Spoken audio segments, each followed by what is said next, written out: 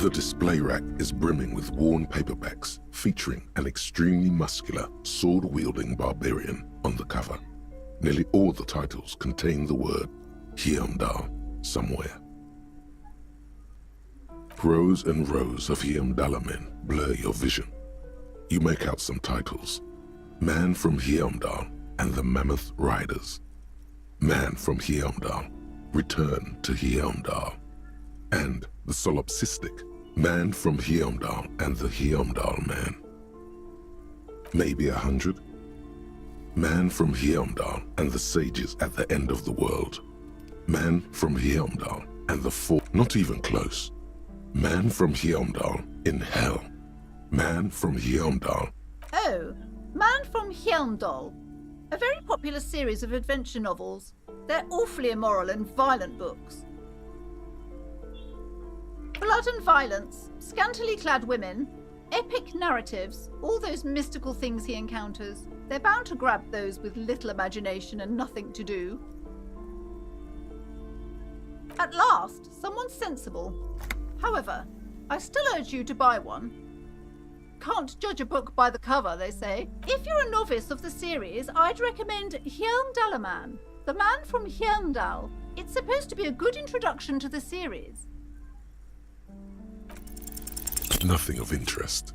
Only silence and the cosmic background pain radiation.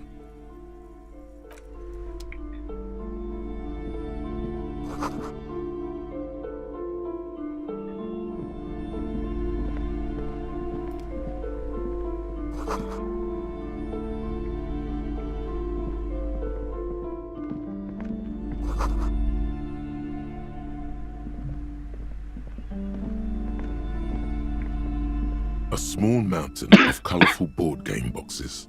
There are numerous types of games for all ages. A lot of shelf space seems to be taken up by Wirral-related merchandise. An endless variety of source books, lore books, and codices litter the table.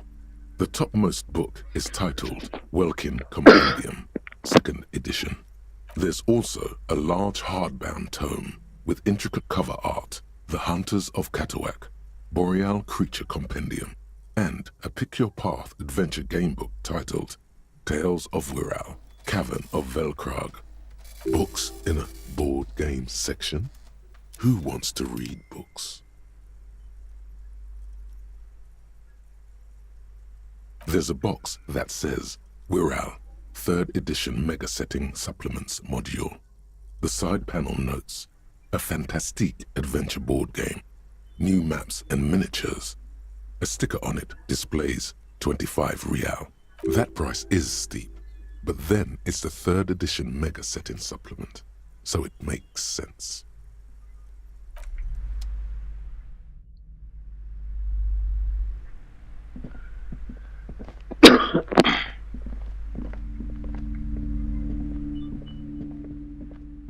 These shelves are overburdened with books from the same series.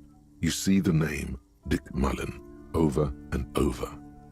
Crime fiction is a disgrace.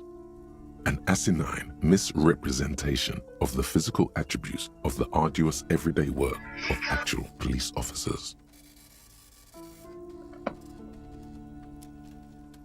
An asinine misrepresentation of the physical attributes and the arduous everyday work of actual police officers. These books greatly overstate the excitement of police work, glossing over how long it takes to actually follow up on leads and eliminate dead ends. What's more, they completely ignore the psychological hardships of year after year coming into contact with people during the worst days of their lives. Not a single mention of all the stress this work creates upon the officer's family. Detective fiction just doesn't tell the truth at all. Now, would you like a list of all the books found on the shelf? You see Dick Mullen on the job. Get me Mullen. Stalwart Adventures. A killing is declared. Dick Mullen in the murder house. The final case of Dick Mullen. An obvious lie. Dick Mullen in the clock tower. The ordeals of Dick Mullen. Turns out he faked it to solve a case. Yes, There's also tragedy calls for Dick Mullen. After all this, you still haven't found the answer to the one question that matters. Who is Dick Mullen? Oh, crime, robberies, murders, even sexual crimes. We're fortunate to have Dick Mullen and his stories to sort all that out. You're a police officer, apparently. You should buy all of these. They really do teach a person how to be a proper detective. Okay, thank you. Your quick eye notices a small caterpillar crawling across the spine of a book. The title reads, Dick Mullen and the Mistaken Identity. A worn paperback from Dick Mullen's classic hard-boiled phrase. The premise seems to be that Dick Mullen is framed for the murder of his best friend and has just a few days to prove his innocence. Could it be the motifs of unstable identities and shocking betrayals?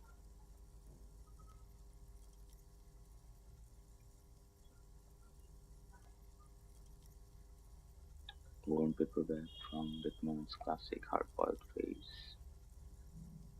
The premise seems to be that Dick Mullen is framed for the murder of his best friend has just a few days to prove his innocence.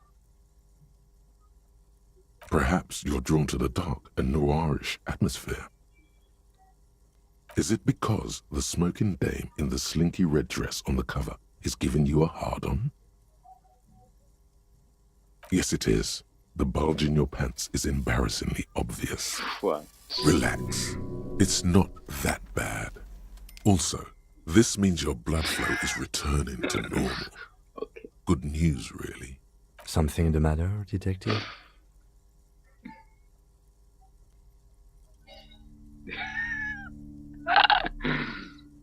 The lieutenant narrows his eyes and contemplates the book for a moment. I would certainly say she fits the description, providing that's your type. Providing that's your type, what do you mean? How do you know?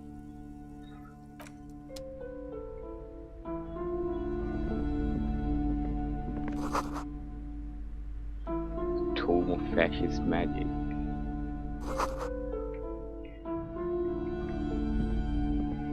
The plaque on the shelf reads, Biographies of Famous People. You see a large variety of names, none of which ring a bell. Browsing through all the books with all their names makes your head spin. None of these seem important or relevant. It's all just vapid egoism. Suddenly, a particularly odd title catches your eye. It reads, High Speed Love, the tragic true love story of Jacob Irv and Alfie Delatraz, by one Cecilia Averbrook. High Speed Love chronicles the romance between two of the finest tip-top tourney racers in history. One of them is the madcap driver, Jacob Irv. His blonde mane graces the cover. Next to Irv's life story, you see a slim biography of an Occidental rock star called the Anti-Star. He's famous for shooting morphine into one of his eyeballs and cocaine into the other. Next to that, Revacholian radio personality Guillaume Bevy stands in front of a rundown drug den. He's a permanent fixture on Channel 8, reporting on real-life crime and ruining cops' days. I really must insist you buy one of the books. Reading them is not for free.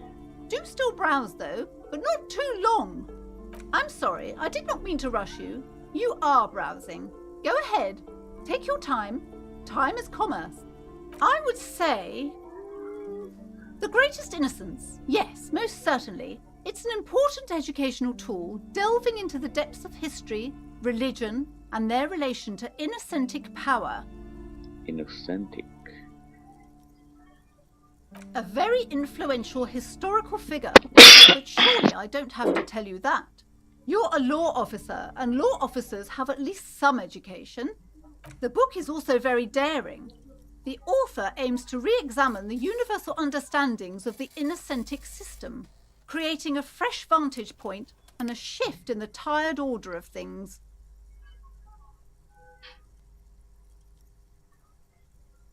Which of these innocences is the coolest and greatest? Certainly, it's prudent for a person to have at least an elementary understanding of history and society. Imagine the chaos loss we'd be in otherwise. You feel like you should get this one. Definitely. It's important somehow. There's something personal inside. The greatest innocence. I have 20 cents.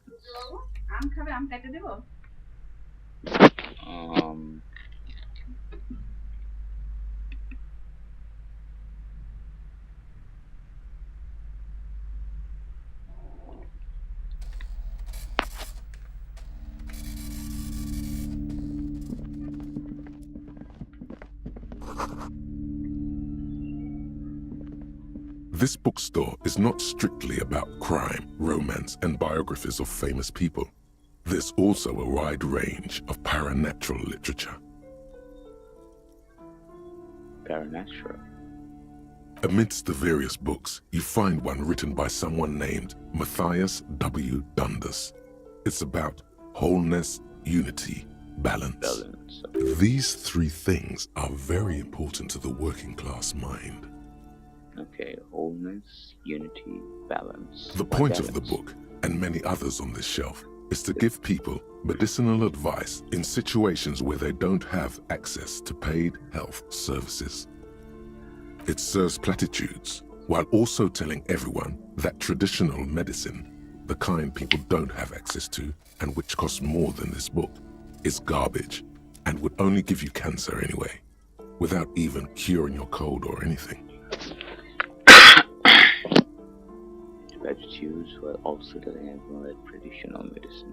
Wholeness, unity, balance, on the other hand, can basically take care of anything. Though it is important to note, when it's up to your mind to heal yourself, then it's because of your mind that you're ill in the first place. The book features chapters on topics such as how to find magnesium. It even lists plants you can harvest magnesium from. How to continue drinking if you're an alcoholic who has destroyed his liver. And there's even a chapter on the ancient Seraïs tradition of using duck gallbladder preservatives to treat and prevent sexually transmitted diseases. Pre and post factum apply. Nothing worth buying. This is just mundane garbage. What's even paranatural about this? Sir, please, no browsing in that shelf. That wisdom is not for free. I can't have you end up, like, opening a police store next door and stealing my customers. Oh no! Find something truly otherworldly. The throbbing in your head increases with every passing moment you gaze at this shelf. Suddenly, as if out of nowhere, a small green book becomes apparent. The title of it reads, Medicinal Purposes of the Pearl. The book contains very little explanation on the matter. This knowledge seems to be taken for granted. The book contains descriptions of various pseudoscientific therapies, alternative medicines, and folk remedies involving the pearl, also known as le territoire. For example, it recommends vigorously swatting one's naked body with a venik or hand broom, made from the leafy twigs of a young birch tree from the near pearl. It is, and good for the circulation too. It also recommends consuming distilled spirits like vodka or whiskey that have been aged in the pearl. Readers are instructed to cover these jars in a shallow hole just inside the pearl and leave them there for 30 to 60 days, depending on the potency desired. Among other benefits, it is alleged to restore a damaged liver to perfect health. That seems improbable. Is it any more improbable than anything else that human beings put their faith in? For general health and well-being, readers are encouraged to take regular strolls through the pearl, though a sidebar cautions readers to limit each stroll to less than an hour. Okay. These strolls promise to cleanse the mind of worries and the body of toxins, especially if the perambulator performs this ritual in the nude. Okay. Nudity figures prominently in a number of these prescriptions.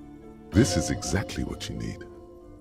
There's an entire section devoted to cures for men who are struggling to perform their marital obligations. You close the book and return it to its place on the shelf. Okay. Several maps have been attached to a bulletin board hidden inside the alcove. They're held up by small pins. The board has come loose from one corner. The maps look old and faded. Your eye catches a map of Insulinda, a map of Revachol, and a map of Martinez. Insulinda, Revachol, Martinez. Okay, gotcha. I'm sorry, officer. The map of Martinez is the only one available. The other two are not for sale anymore. And besides, you could scarcely afford them. They're quite valuable, though they might not look it. The map of Martinez is 90 cents, though. I don't even have 90 cents. That old thing? It's an out-of-date map of a tourist location that never was nor came to be. From when some design studio people tried to spruce the place up 4 or 5 years ago. They also renovated the horse statue, set up those coin-operated viewers, and designed the new street lamps. The place does not look like a successful tourist trap, does it? They didn't get that far, for some reason. A shame the project never got going. Would be nice if someone fixed Martinez up. All these ruins are bad for business. This large map displays archipelagos. You see a constellation of small dots on the light blue emptiness of the Insulindic Ocean. The largest in the northeast is La Caillou. You are here. Another far away in the southwest, Seminese Islands, Ile de Fantôme. Seminese Islands, Ile de Fantôme. Ozon, Laurentide, Fas à la Mer, Archipelagos, North Arcade Islands, all just specks of dust on the vastness of the Insulindic. On the edges of the map, the color fades into a blur of dotted lines, black and white, disintegrating into mathematics. In the northeast, a dust mite stands on the north coast of Caillou in a bookstore. It's you.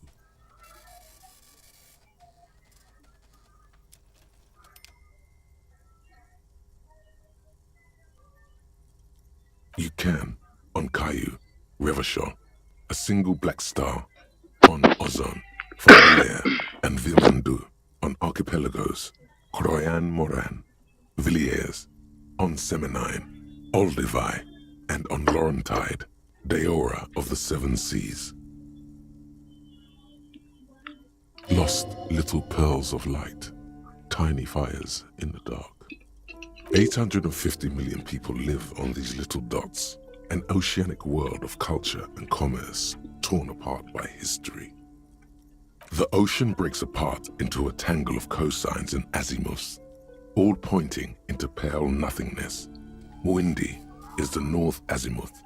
Grad is the northeast azimuth. Samara is the east azimuth. Seo is the west azimuth. Isolas, they're called. What is azimuth? Let me check.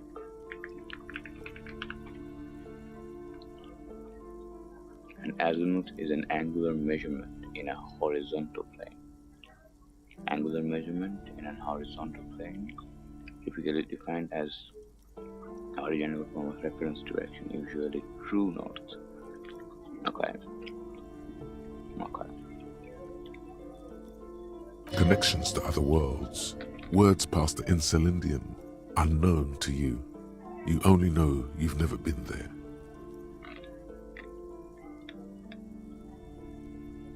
Huh. Connection to the other worlds from this project.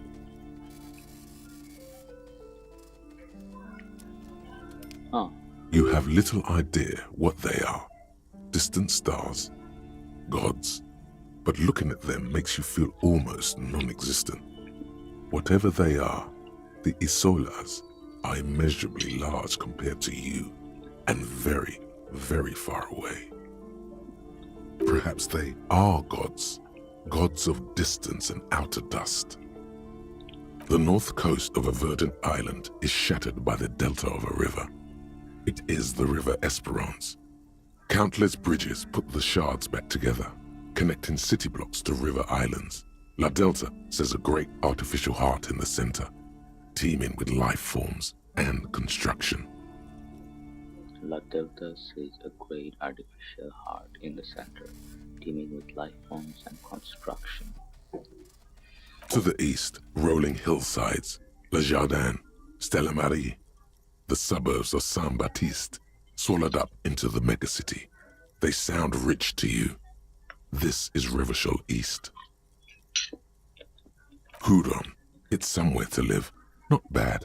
Then there's Jamrock. It's bad. People shouldn't live there, but they do. Then Faubourg. It's almost as bad, and much larger. Then Coal City. It's the worst. It's so small you can't even see it on the map. No, wait. There it is, north of Jamrock, the strip of coast next to the Greater Revachol Industrial Harbour. It looks downright despondent. It's almost Coal City, to be honest. Okay. Let's see the Great Revachol Industrial Harbour. No, this is somewhere to be. This is all you have. But it's still something. Streets and sodium lights, the sky, the world. You're still alive. Oh my god, this line is here? No, this is somewhere to be. This is all you have, but it's still something. Streets and sodium lights, the sky, the world. You're still alive. It's not really a map. It's a tourist thing. A picture postcard with buildings on it, drawn from an isometric perspective. A date in the upper right corner says 48. Still, it's detailed. Could be pretty useful for scouting ahead. You see the jagged boxes of an industrial harbour, even the whirling in rags there. Steal it. I want to steal it. Several maps. The maps look old and faded. Your eye catches. Slowly, you move your hand toward the map attached to the board. Before you even reach the map, you're interrupted. Perhaps not. It's against RCM policy to defraud small business owners.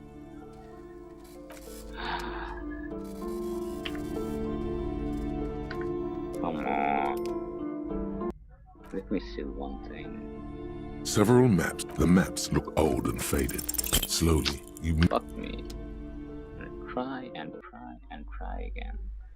Till I do. Several maps. The maps look old and faded. Slowly, you move. Kidding me? Several maps. The maps look old and faded. Slowly, you move your. It's not even that low. Several maps. The maps look old and faded. Slowly, you move. I've got 2 more times. Several maps. The maps look old and faded. Slowly, you move your.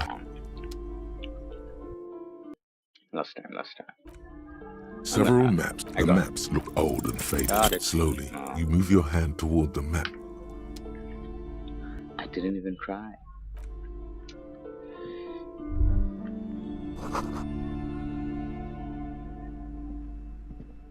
What? The most interesting thing about fascist society is, are they talking about the propaganda? You see a set of tattered curtains blocking the way to another room. A strange cage-like trinket dangles from the curtains. Excuse me, officer. The back room is strictly for employees only. You see some kind of charm, an irregular polyhedron assembled from bones, sticks, and straw. Inside, a disturbing fish head with empty eye sockets stares at you. This is a traditional Seminese ward, meant to provide protection against ill luck, bad dreams, curses, and other supernatural scourges. Inhabitants of Ile de Fantôme, the Seminine Islands down south. Aside from poking at it suspiciously, there is nothing else to do with the fishhead charm at this time. The curtains remain shut before you. Nothing. Now please go back to browsing the books. Don't you feel compelled to look at the books? The books are all you care about. She speaks almost as if she's trying to put a spell on you, urging you to buy more books. Oddly enough, the more she tries to draw you away from the curtains, the more alluring they become.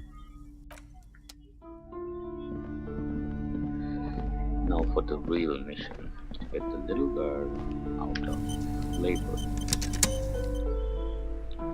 Welcome to Crime, Romance, and Biographies of Famous People. My name is Plaisance. Be welcome, and please take responsibility for the energy you bring into this space. I am the proudest owner of our little shop of culture.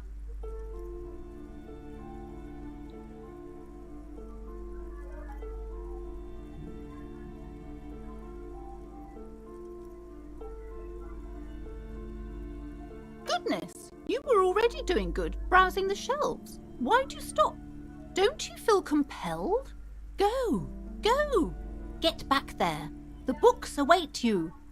Everything is on the shelves. Take a look yourself. The shelves compel you, don't they? She's attempting to mentally direct you towards the shelves.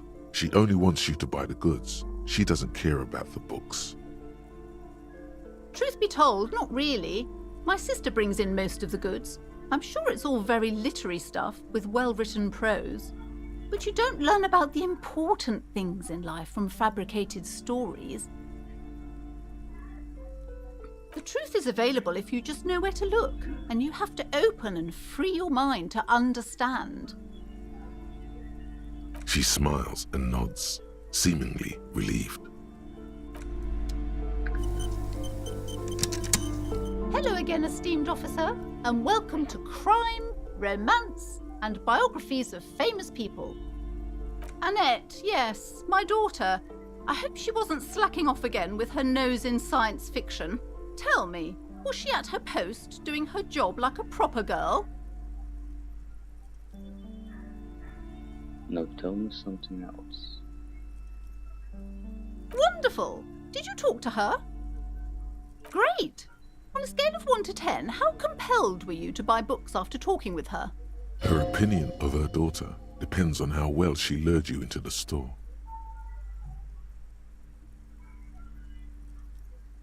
Come now, it's not personal. It's about proper sales practices and market research. I expect an answer. My precious, her dedication brings joy to my heart. If you have children, I hope they turn out as great as my Annette.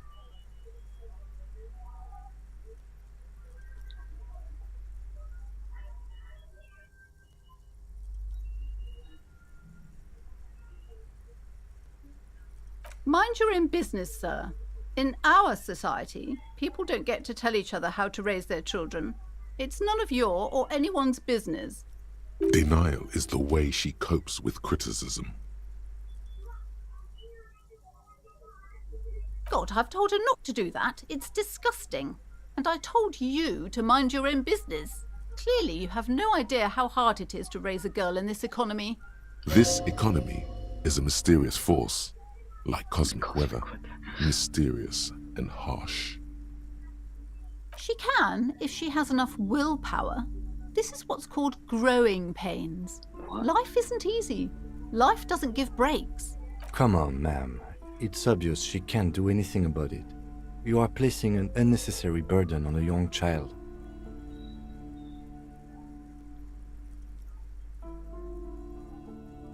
That is true, and obviously they were off the mark.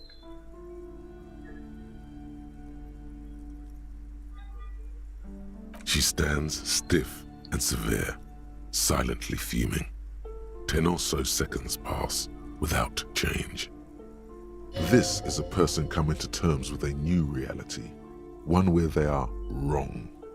It's not easy. She's looking for one, but there simply aren't any good arguments for being an asshole. Oh no. Hold on. I need to invite her inside and apologize. She must be freezing out there. Okay, I mean she's better There. than most. I don't know what to say to you. My husband, he tries to teach me business lessons. I have what my mother called a dull mind. All this stress. It sounds like both the husband and the mother treat her the way she treats Annette. Oh.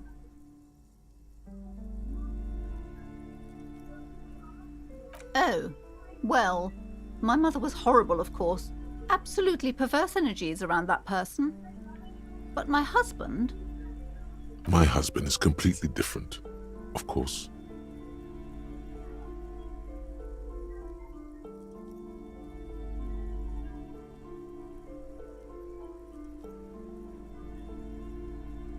She's been too busy helping me here, so she studied at home this trimester. This is a temporary solution, of course. I assure you, I of all people understand the importance of education. She will be back in school the moment the store takes off. And hell freezes over? Never mind. It's not a good topic to get into. Yes, I'm afraid so. A real treat she is. It would be nice if she had... No, we couldn't have afforded more children, really. Not in this economy. We're quite busy people, you know, my husband and I. Quite busy. Children are a lot of work. You don't look like a father, so I don't expect you to understand. I'm sorry, I'm sure you do understand. Yes, my husband is a successful entrepreneur east of the river. If only he were more involved in the business we're running up here. No matter. Soon we'll both be off for Grand Couronne. It's a proper place to live. One of the most peaceful neighbourhoods east of Jamrock. You may know it for its massive housing projects. Most of the buildings are empty at the moment. It's a great opportunity to get ahead of the crowds. Better times ahead for sure. He made the initial investment. Since then, he's been what you might call a silent partner. Super silent. Almost inaudibly so.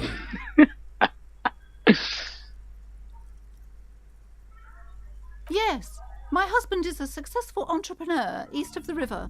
He made the initial... Super silent. Almost inaudibly so. The woman looks aloof. Her features much softer. Occasionally she glances at her daughter's silhouette.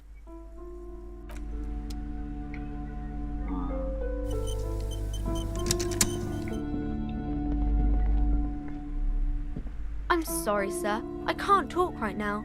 I'm very busy with my homework. I have so much homework now. You just can't win. Out of the rain and into the gutter. Math. It's really difficult. Like, really. They say you need it to get rich. Better than standing outside in the cold, I guess. Oh, I found something while you were away. I thought this would fit you. Like, thanks for helping out. Not me. The city, I mean. Like a detective does.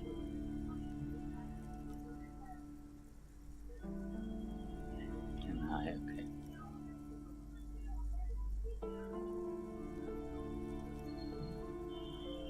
Just what Dick Mullen would ask. I got it from behind the curtains. I'm not really supposed to go there.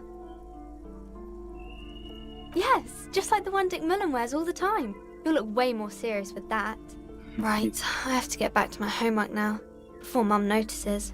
Man, this is hard.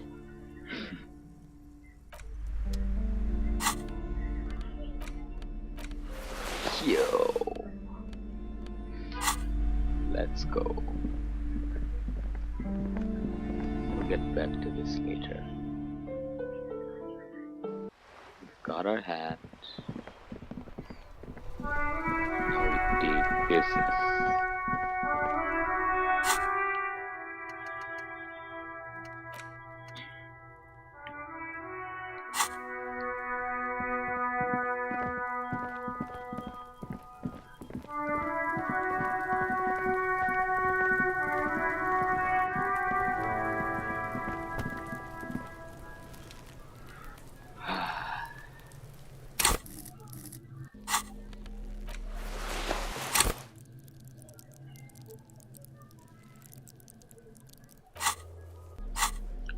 What happened to the ammonia?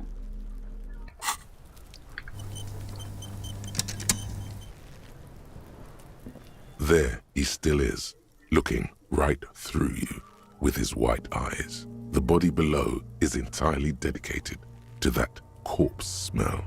Emitting it is all it does now. There he still is, looking right through you with his white eyes. The body below is entirely dedicated to that corpse smell. Emitting it is all it does now. As you breathe in, the odor comes over you. It's a spell of the mind telling you to run, and your stomach to wring itself empty. With your hands at your sides and your eyes squinting, you stand in it. It's a puzzle. What's hanging in front of you is a puzzle of decaying flesh, tattoos, and tendons. Do they always do that? They do after 7 days, yes. We are deep in decomposition here. The man before you is naked, but for a pair of underpants and enameled boots. His skin is greenish, marbled with decaying veins, and blotched by lividity. A fading web of tattoos covers his chest and shoulders. The cargo belt used to fasten him to the branch above appears industrial in strength.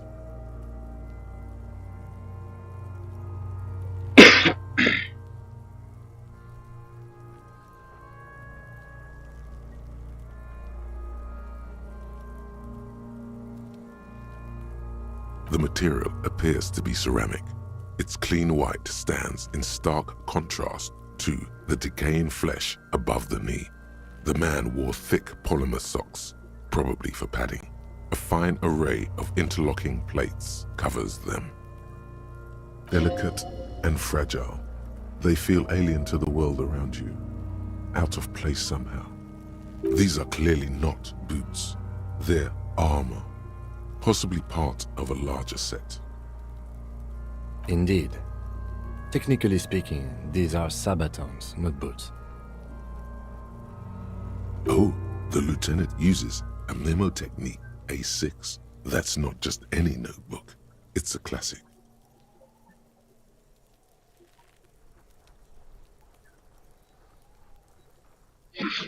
It's clearly some manner of super armor or future armor. Super future armor? I'm useless.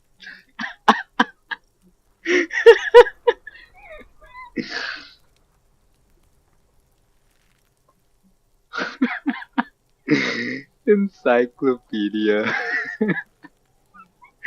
Saying I'm useless. Ceramic plate. Zirconium dioxide, most likely. This is where the make would be. Under the hill. Fairweather. Fairweather model T500 VE. I'm guessing that's vitreous enamel. This is advanced stuff. A small bell-like sound fills the air, like tapping on the side of a porcelain cup. It's anything but. This material is a kinetic redistributor. It spreads kinetic energy horizontally, from plate to plate, dissipating it entirely. See? Faint, organic lines cover the plates where they separate into smaller ones. These plates then divide into smaller plates until there are hundreds of them altogether. Like whirls of floorboards, the design looks organic, influenced by highly resistant wood materials, like lignum vitae and ebony perhaps. If trees were made of porcelain, this is what their cross-sections would look like. The smooth, glossy surface fractures into ever more intricate interconnections, peaking on the right sabaton, where you notice. The whirls are in the shape of a letter and number combination, E50, 100, 1000. How much was this? Okay. Good. Can you read it to me? He tips the drying ballpoint of his pen on his tongue. We have a make and a number. That's something. We can use the radio in my kinema when we're done. Either station can chase it for us.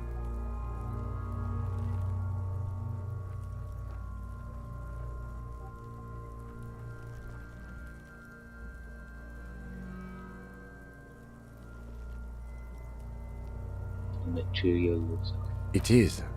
It's expensive. We've requested similar material for our tactical units for years now. The constabularies deemed it too costly. In that time, we've lost 6 men to semi-automatics. For a full set, about 4 years of wages. For the northwest region of Revachol, an officer's average yearly income is 5,500 rial, unadjusted for rank.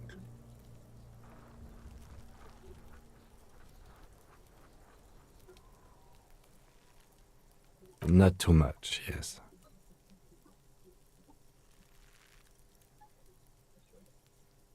It's a sorry situation, I agree. That's for us to find out.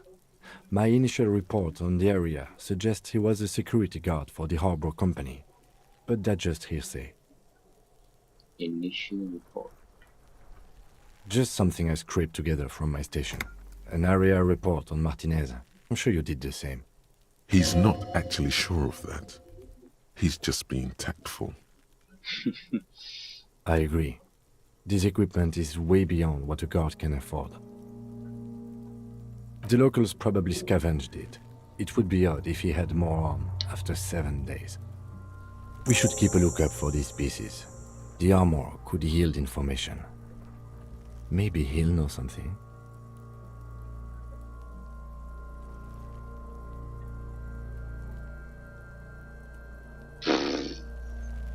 No, he must have worn something precious underneath his clothes. They've removed all his clothes to get to it. They did not just strip him for the putrid rags.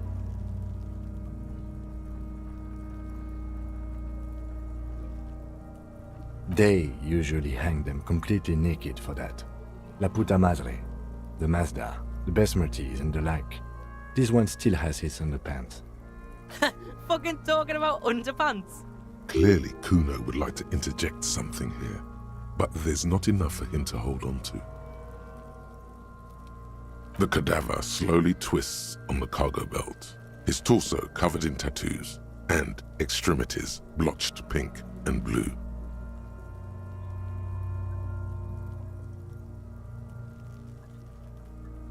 The hangman's knot is pulled tight by the weight of the corpse below. Yellow, hard-edged polyester cuts into his neck. Above, a sliding buckle ties the belt to the branch. The hangman's knot is pulled tight by the weight of the corpse below. Yellow, hard-edged polyester cuts into his neck. Above, a sliding buckle ties the belt to the branch. This is a steel-reinforced cargo lashing belt, big brother of the regular cargo belt. It's used for tying cargo under 6-rotor airships. So the lashing belt is for airlifting cargo. Airlifting? I thought it was used on lorries for strapping cargo to them.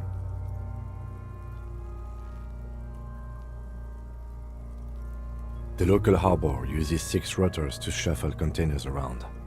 I get the sense they use whatever was on hand without paying much attention to not incriminating themselves.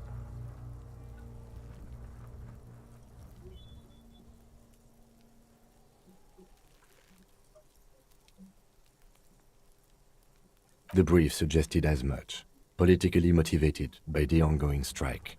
Did you not get a briefing?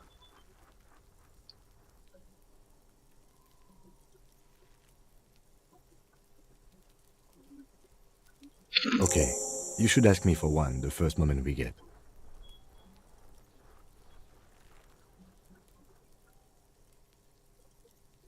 A noose is one of those things that's easier to use one way around. Granted, the kind of using the kid's hand. That ladder can't carry a grown man. I didn't see any splintering either, did you? I think they lassoed the branch, then pulled on the belt to close the buckle. Could be. The shape of the branch supports the theory. Okay. I was afraid it would be. Thin steel wiring, parallel strands. This makes getting him down more problematic than I had assumed. The cadaver hangs from the cargo belt, limbs limp and torso covered in tattoos. An intricate web of blue lines stretches across the torso, from the right shoulder to the solar plexus. Each time they intersect, a small white star is formed in their crossing. Hundreds of fading asterisks riddle his skin. Their concentration is highest around his heart. His corpse is marked by stars, alcohol, and heartbreak.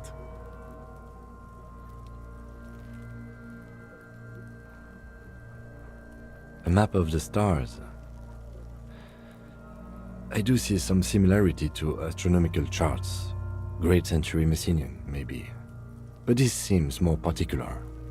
Customized somehow. As if someone left out most of the night sky, filtering it through personal choice. The principle of this filter remains unknown to you. The thought dissipates, and you feel as though you were only half right. So am I. He takes a thin piece of milled aluminium from his coat pocket and pulls it open. Sounds like a sword being unsheathed. A small lens appears. Some sort of camera. A Trigat Sunshine. Mini. Trigat is the world's leading manufacturer of intercommunication devices, primarily projectors. The camera before you looks familiar somehow. Shit, Kuno! What the fuck is that? An instant color camera.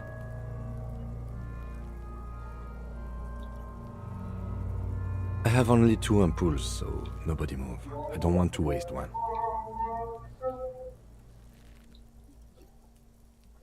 A sound, a shrill flash, followed by the breaking of a small ampoule of glass. You see streams of color pour onto the thick, glossy piece of paper, rolling out. In case we need it.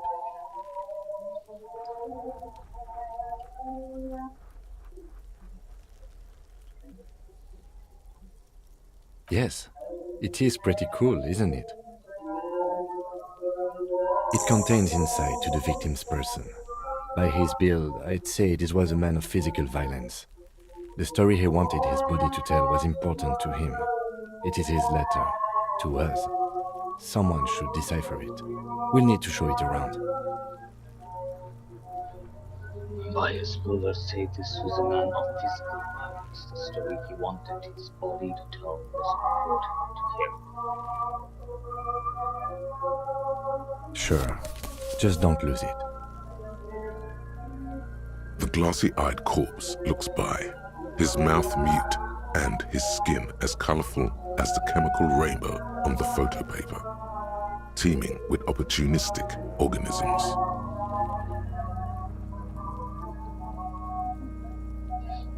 His eyes are milky white and blind to the world, protruding comically from their sockets. There is no one home, just subaquatic terrors there. Dark brown hair grows on his head. His face is ready to explode from the organic processes inside. The death's head grin has passed. What remains is an unrecognizable mess. The death's head grin. What is the death's head grin?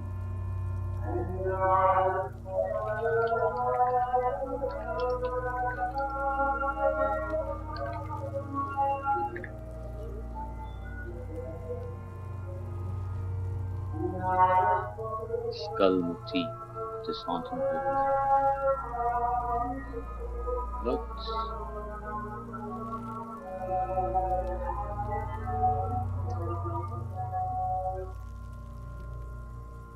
What do you mean?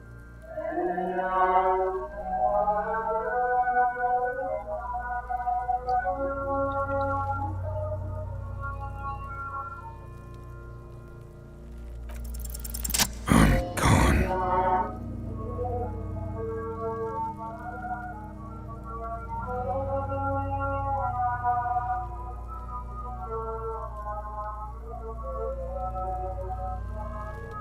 Into the wild pile yonder. In the past, way out in the west. What do you mean? It's the power of your imagination. Yeah, man! Don't be crazy! Inanimate objects and dead people can't really talk to you! Your wild imagination is doing this. Ask some more of those questions you love so much. He loves those. He loves.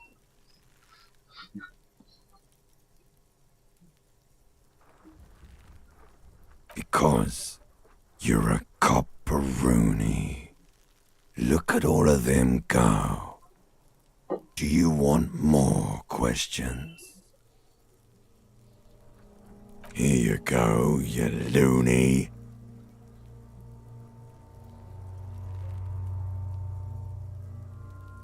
Fuck no. You're no Rooney. Between you and me, your name is probably Harry. Good for you. I'm a joke. Look at me.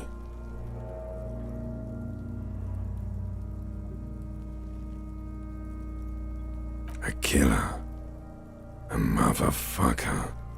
And a killer. Go ahead, Coppo.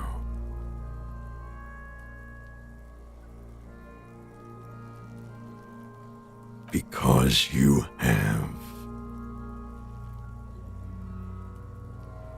I'm a joke. There is nothing funny about jokes either. A killer. Go ahead, Coppo. Do I remind you of someone?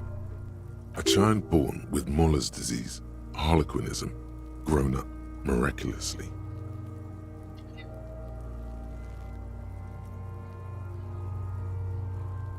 You sure I got out of that one? Coppellini. Do I remind... A child born with Muller's disease, harlequinism, grown up. No, not quite. Be fair now. Sure I do. You just don't want to admit it. Come back later, Corpo. Amuse yourself with my frank manners and my memento mori features. If possible, also, see me in your dreams.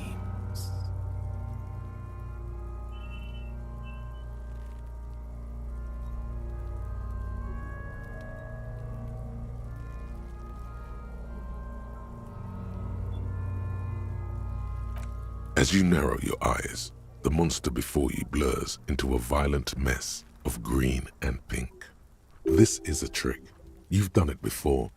Pink is where the blood settled in the first hours post-mortem.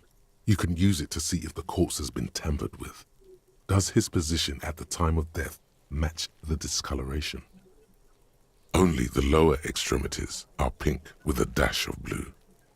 His fatted hands, thighs, and his neck, just above the noose. The rest of the corpse appears dark green in the cold spring air. I see it. His neck too. The lividity goes right up his chin. We have good, well-pronounced discoloration here. The monster comes back into focus, an explosion of color, coursing with dark marbled veins. His stomach appears pregnant with something. Black liquid streams down his thigh and onto his boot. So, what do you think?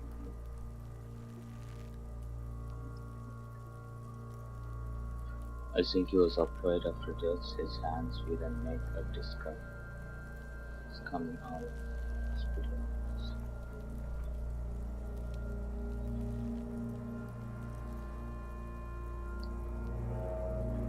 nice. I do. Most of them are post-mortem. Maybe even all of them. The delinquents have made our jobs harder with their little sport. Stop talking in riddles, coin slot. He means you fucked him up good, Kuno. Fucked him up brutal like.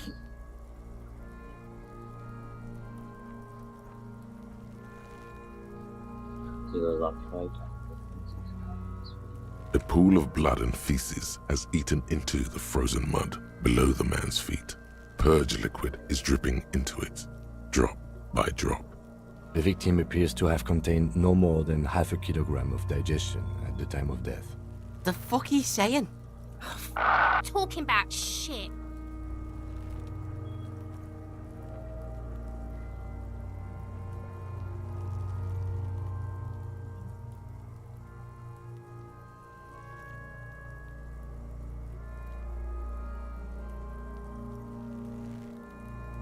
Maybe.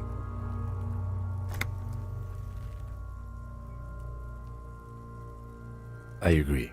His personality is no longer a part of the world. Totally dead.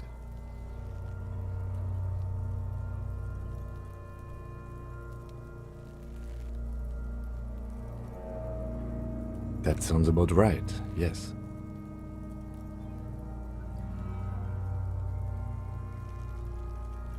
Agreed, especially on the neck. The belt acted like a tourniquet, keeping the blood in his head. The hypostasis supports her hanging.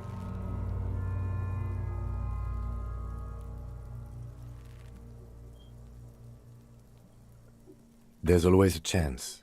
We should check for ligament marks on his neck to see if they're in tune with the belt. We'll have to get him down first. But there is no breath to catch. Only the cadaver filling the air and your nostrils. He slowly rotates before you, decomposing. Of course. You have questions, don't you?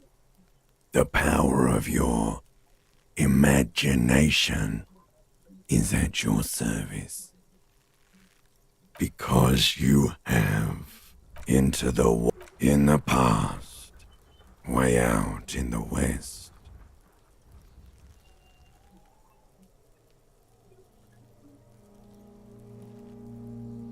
Come back later, Corpo. Are you sure we finished the preliminary examination of the cadaver? We might miss some of these things once he's done.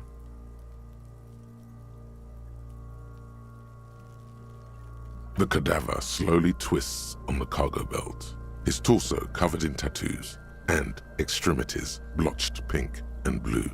Of course. What do you mean? It's the power you Yeah, man! He loves those.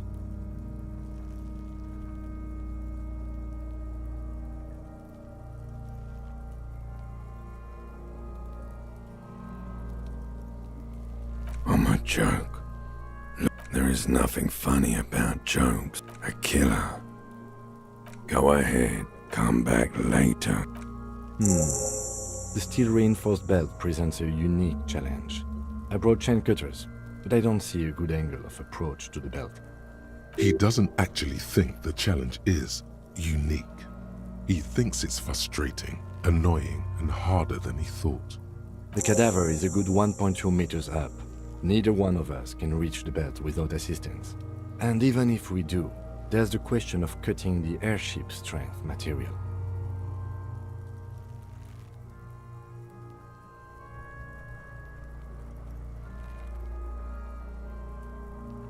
Someone else?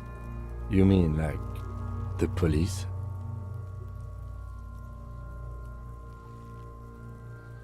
Someone like a paid garbage man? Or a cleaning crew? I have bad news for you. That is a detective. I know it's hard, but I assure you, the others won't come to help us. And we have a growing sanitary concern here. We need to get him down, fast.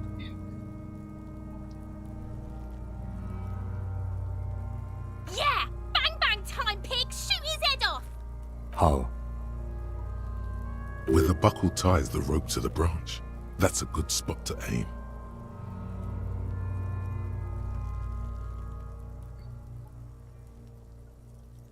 Where? Ah, yes, I see. If the shot hits that, there might be a chance to release the belt. Yeah, now we're talking. Entertain a Kuno with some shit. They'll miss! The pigs will miss Kuno!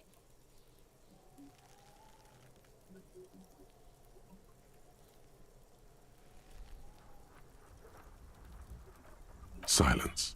With his elbow sharp, the lieutenant unzips his jacket and produces a lightweight firearm.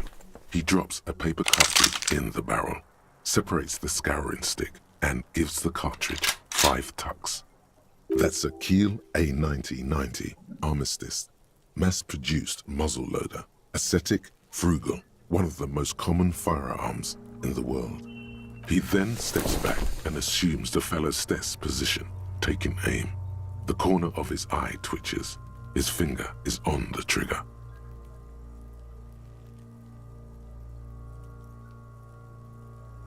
He's gonna fucking miss!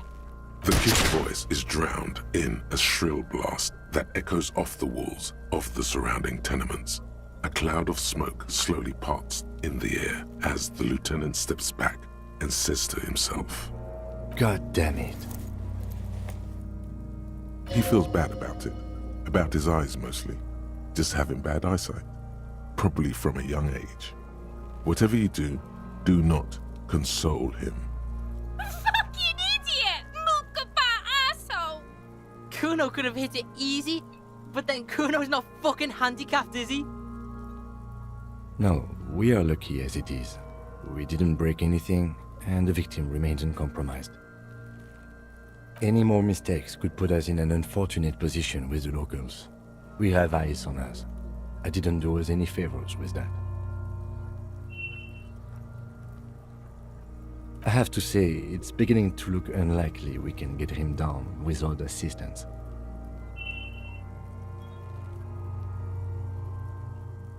It's bad as it is, us shooting firearms like punks here. Go ahead, I'm not stopping you.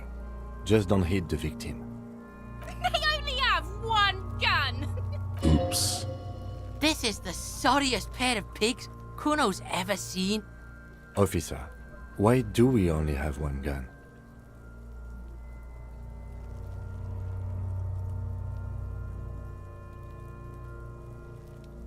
That is even more unfortunate than the badge. You need to contact your station about it as soon as possible. Try not to lose this one, please. We're not off to a good start. This missing gun business is making your hand tremble. Yeah, take it, you fucking banani pointer! Take it and shoot yourself in the mouth! The cold piece of bakelite and gunmetal is surprisingly light. Your fingers fit right through the guard, instinctively resting on the trigger.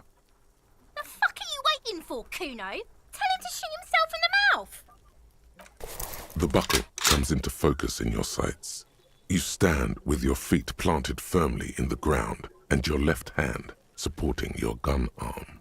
Why don't you just shoot yourself in your mouth? At least you won't miss.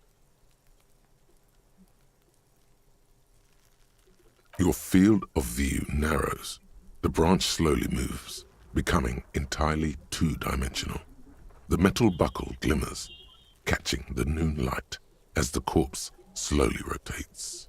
The slow movement of the branch in the wind and your shoulders directing the gun sync up, dancing hypnotically. Look, he's crying! You gonna cry now, fucking faggoty?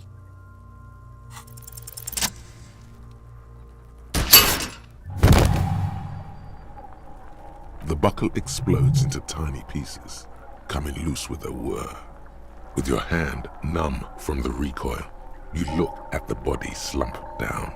For a moment, the man appears to kneel in front of you, looking straight at you, helpless, trapped within itself. Communism. It takes a millisecond for the association to flash within your cortex. You have no idea where it's coming from, only that it's right.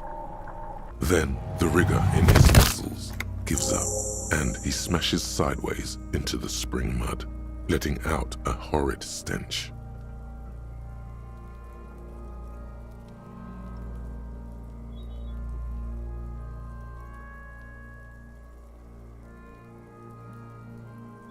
Ace is high.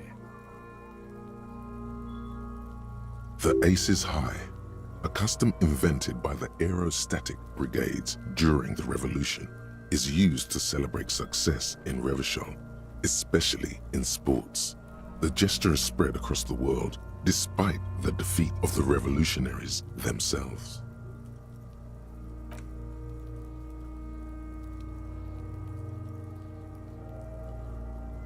The lieutenant takes a little hop to perform the customary salutation. Your palm hurts from the slap. It's precise and down to the point. I knew these guys were We will perform a field autopsy and determine the cause of death. But before... Excuse me. It looks like I feel like taking a break from the stench. I'm sorry to interrupt the jubilations here. Just a little breather before we do the autopsy. Yes, the 4 phases of a murder scene. 1. Investigation of the scene. I can't say I'm satisfied with that part yet. I still want to know what's in that trash container. 2. Initial examination of the victim. We were exhaustive in our efforts there. Good job. 3. Field autopsy. This will not be pleasant or easy, and it will have to be performed on the scene. The fuck are they on about? Cops are gonna cut his shit up next. 4 and final, transport of the coroner's case to the district morgue. I'll do that. God, this stinks. No, you and I are detectives.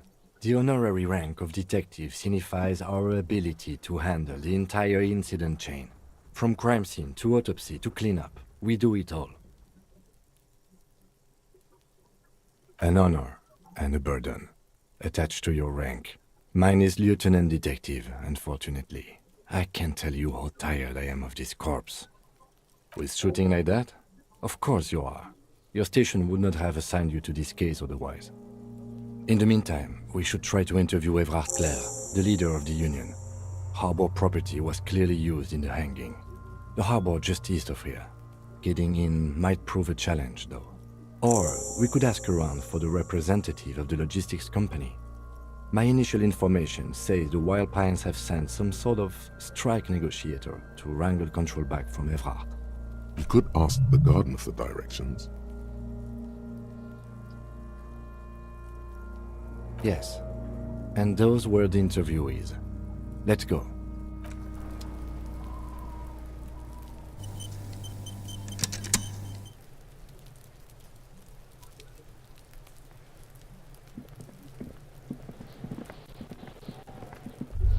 This trash container is locked.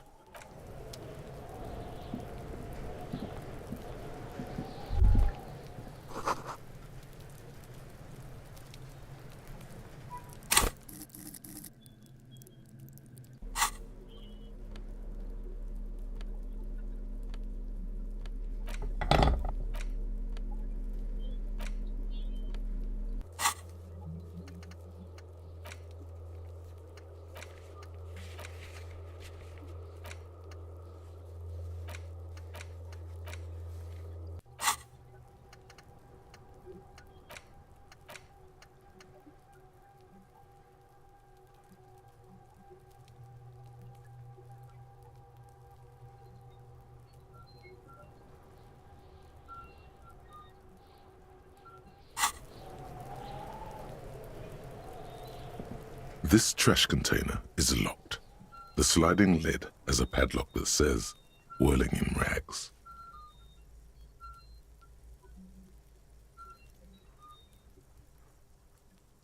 Wait.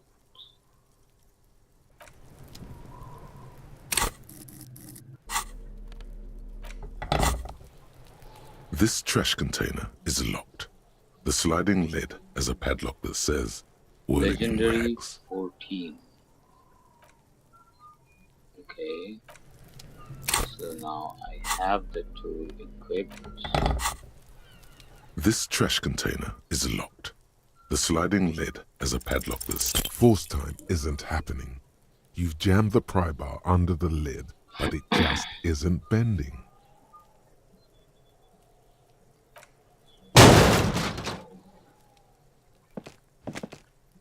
Unsatisfying. Hurtful. You hear a ringing sound, but not quite hollow. The can seems to be full. The quality of metal is not the problem. From what I see, it's sturdy enough. He's enjoying your little failure. He finds it amusing. He's reveling in sweaty rage on your face. Let's ask the manager for the key.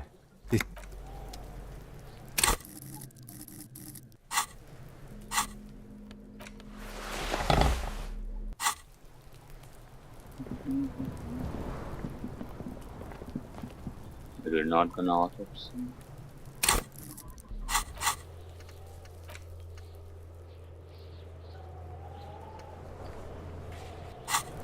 I think we're supposed to autopsy first, no?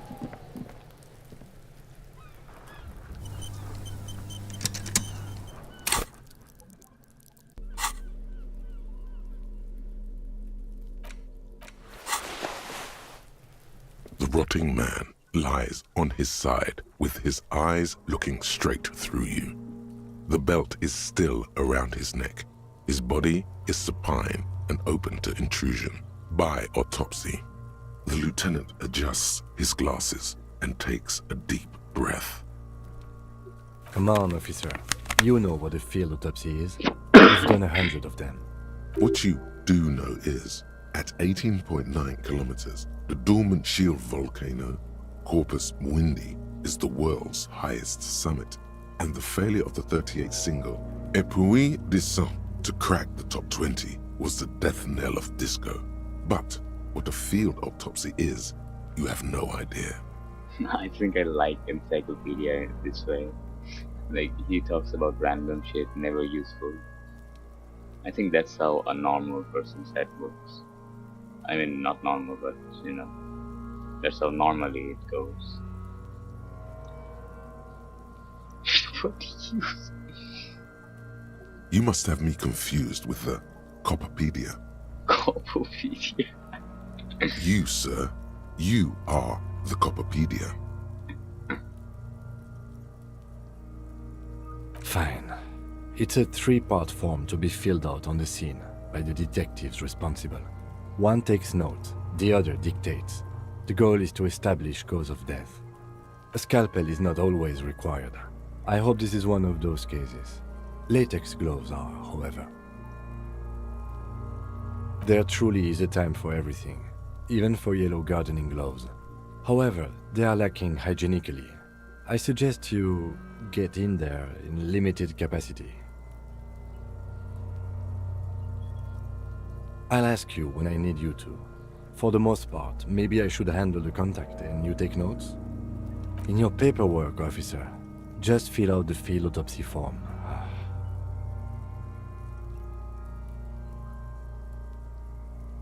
You've lost your paperwork, haven't you?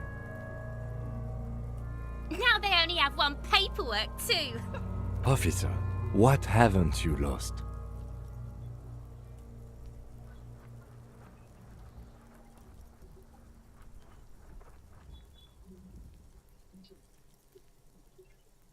Good. Otherwise you would only have one shoe now. I can give you my paperwork.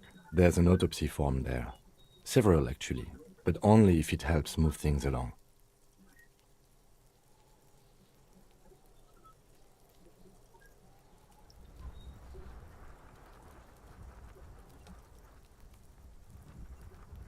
Yes, well, It's okay to cry, Runkari. right. The autopsy form is near the end. You find a moment as the lieutenant inspects the dead man's fingernails. Just a few glances. The pages are filled with a bulky freehand that's nearly illegible. Maybe you're imagining it, but there are some remarks in there, and they're not all negative. You're referred to as the 41st by your station number, and the 41st comes off as a moderately competent detective. Maybe you are a moderately competent detective. It's very hard to draw conclusions. All you can make out is that he is in a hurry to solve the case. The tempo of the handwriting says as much, and that there are a lot of notes in there. Most of them are made prior to arriving at the scene in preparation. It's not spelled out explicitly, but the lieutenant fears a tear is forming between the liberal moralist establishment of Revachol and her populist citizenry. This populist force, a potpourri of far right and left, is exemplified in the Débardeurs Union. What? potpourri of far right and left. So far right and far left people are working together in a force. Are you kidding me? Is exemplified in the Tibetus Union. Okay. Their strike, if allowed to escalate into violence, adds to the growing sense of civil war in the city. He's extremely neutral, even in his notes. But avoiding this escalation is Kim's primary concern when dealing with the situation in Martinez. What? The dead man stares in silence as you crack open the ledger. The bright red paper is covered in boxes and lists, describing the condition of his skin and organs in 3 parts. Above those, an 11-field info form needs filling out first. It begins with, That's you.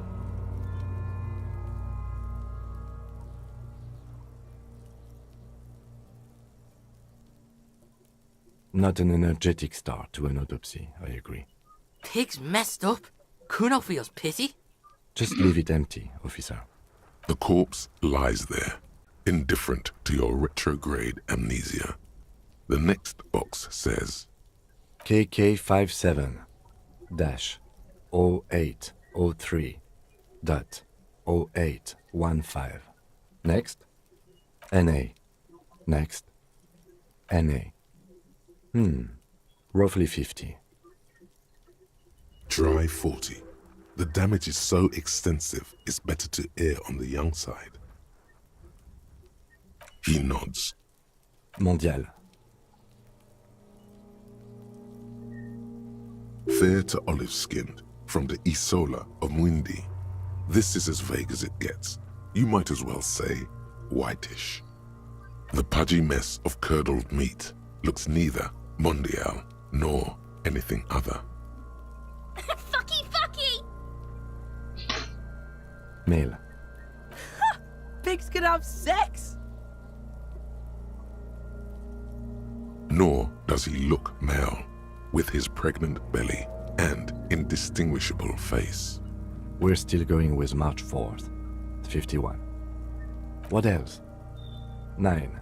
Body identified by is non-applicable. 10. Case number is the same as the coroner's case. KK 57 0503 0815 listens motionless, with the cargo belt still around his neck. Only one box remains. None. At least not after the initial examination.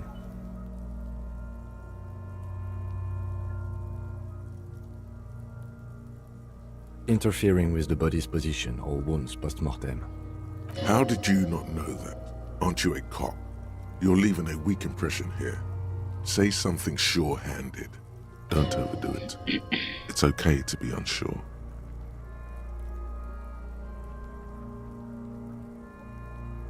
They'd have to have incapacitated and carried him over. This man was more than a match for untrained dogwalkers. Your central nervous system recognizes this gesture. It's the stations of the breath. Ecclesiastic, religious in nature, a holdout from pre-DeLorean burial rites. It takes him 2 seconds to perform. Then,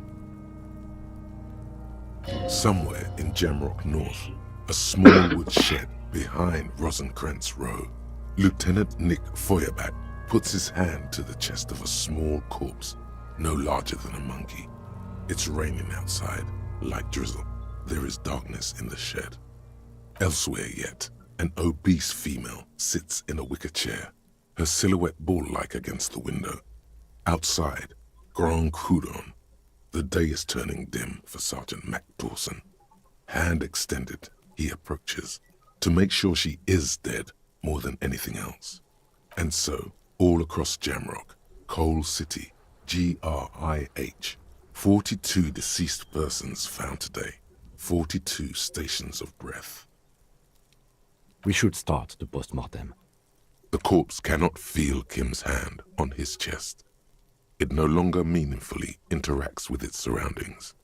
A thicket of boxes and lists on red copier paper tries to answer why. Clothes. The deceased wears armored boots and white briefs. The make of the briefs is Babrodin, I think. Let's see. See, it's happening.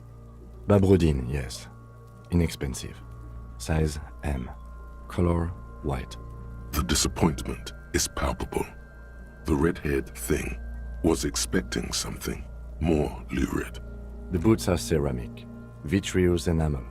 They are fused to his skin from blood flowing downward post-mortem. Removal of the boots is left for processing. The boot has a serial number. It's E50.100.100. The lines between the plates are in the shape of the alphanumerical. The number is purposefully concealed by the design. Tattoos. The upper torso is covered in a single, continuous tattoo, resembling a map of the night sky. It reaches from the right shoulder to the heart. The ink is blue and white.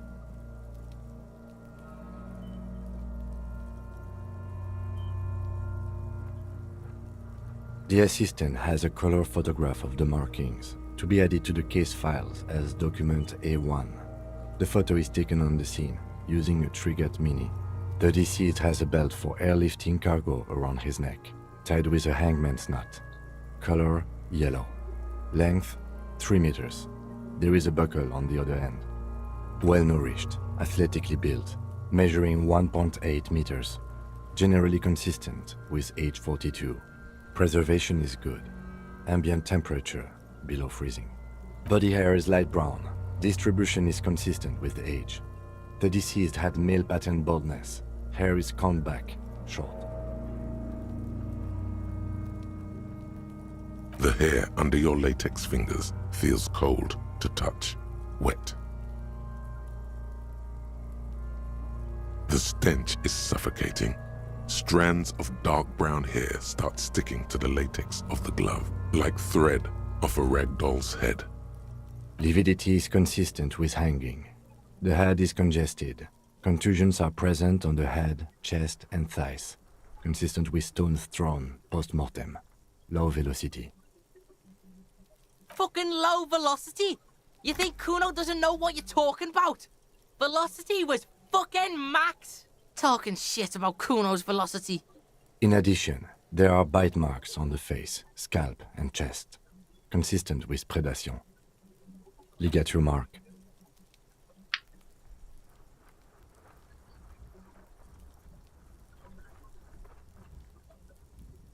The steel wiring. There's too much of it.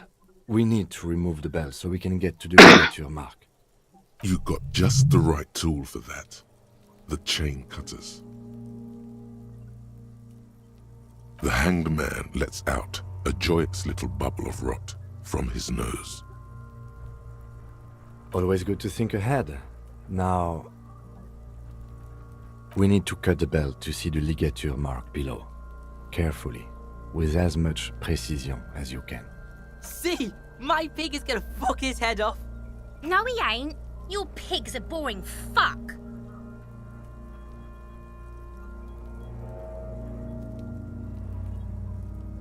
The belt is equally tight around the whole circumference of his neck, swelling over the edges like white bread rising from the east. You jam the cutters right under the knot. That seems like a smart idea. Yeah, somewhere there. Already they're buried deep in the man's flesh. Then you rotate them to get a better hold. Then a really, really bad smell is coming from there now, and some kind of cracking sound. Yeah, fuck him. Fuck that faggoty. Corpse fucking time.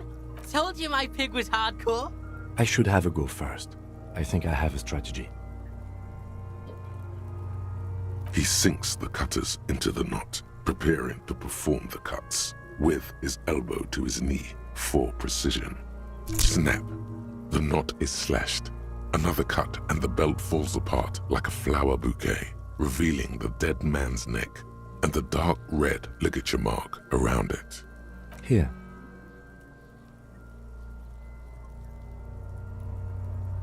The rope rises to a point, leaving a gap in the ligature mark.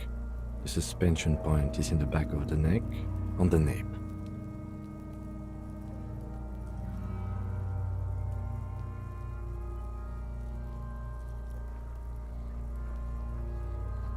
Hemorrhaging is observed on the skin, above and below the ligature mark. The mark is well pronounced, consistent with a drop from 1 or 1.5 meters. Chest is intact, normal contour, abdomen is protuberant, pelvis intact, genitalia... Now! Let's get out and see!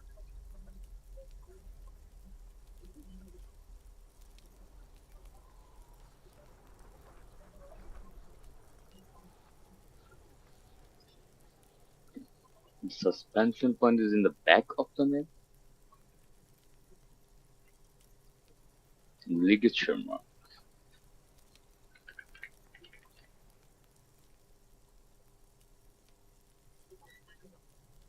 I fucking knew it! This is clearly what they've been waiting for, ever since the autopsy began. The lieutenant is trying to make it as boring as possible. Genitalia is male and unremarkable. No evidence of injury. The dead man's penis is average-sized, congested from the downward collection of blood. The testicles are uneven in length, hanging underneath. The genitalia is greenish. Marbling is present around the crotch. Back is symmetrical and intact. Upper and lower extremities are intact, but asymmetrical. There are combat injuries on the right hand, thigh, and hip. In addition, I see smaller, residual scars, too numerous to count, covering about 30% of his skin. From wounds sustained over 2, maybe more decades, dispersal and accumulation indicates long and active combat duty. We have a real museum here. Of battles, wars. Last item, hands.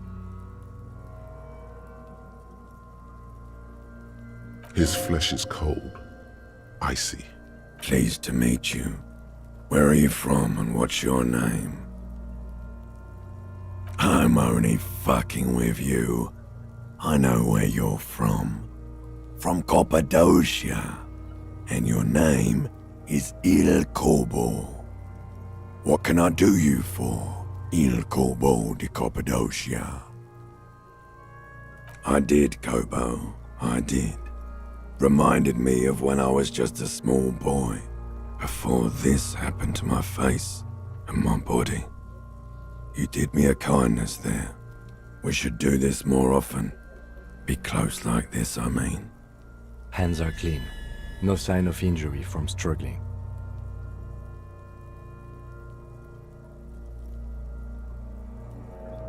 I was.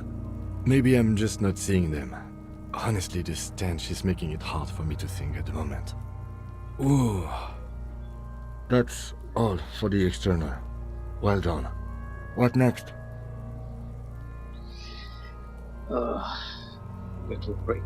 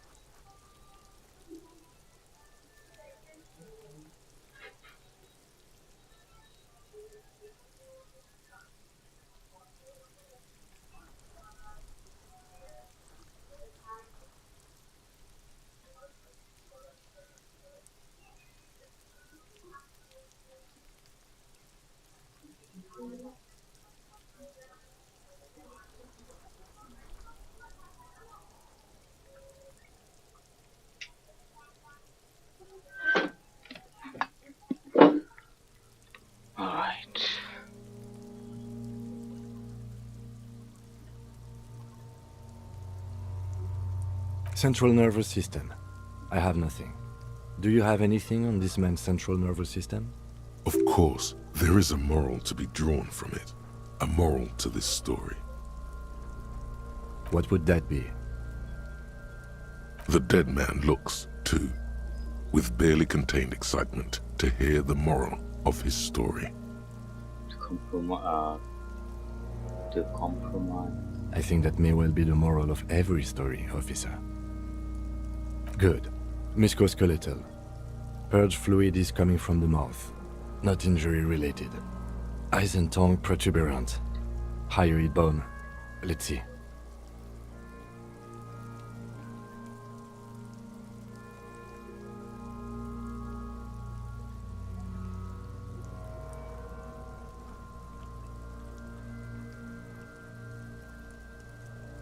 Good musculoskeletal purge fluid is coming from the mouth. He gets close to the mouth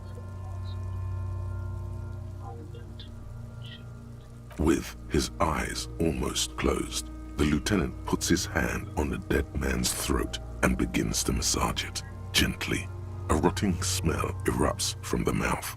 Purge fluid runs down his lips, black and viscous. Yeah, jack that fucker off! The hyoid bone is fractured. The rest of the musculoskeletal system is intact. Unremarkable. Respiratory system.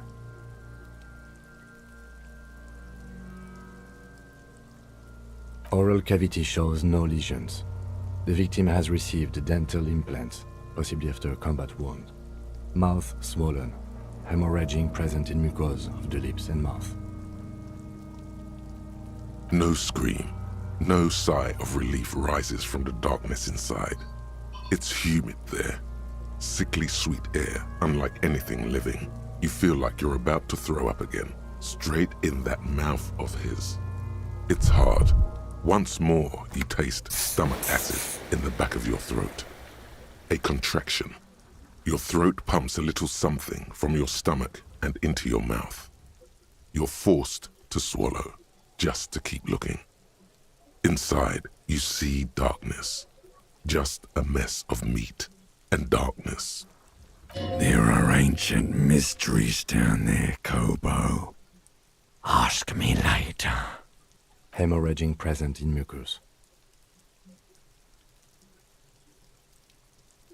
Hepatobiliary, Na.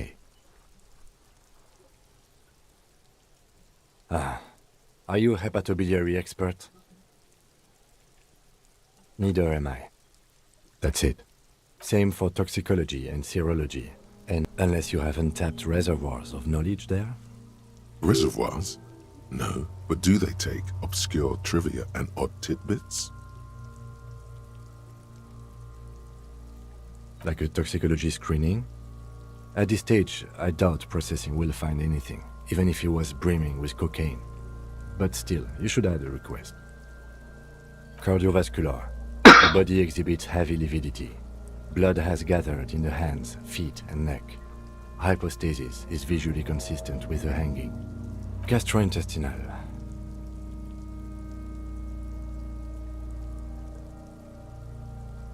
This will do. Digested semi-solid food in stomach. Voila.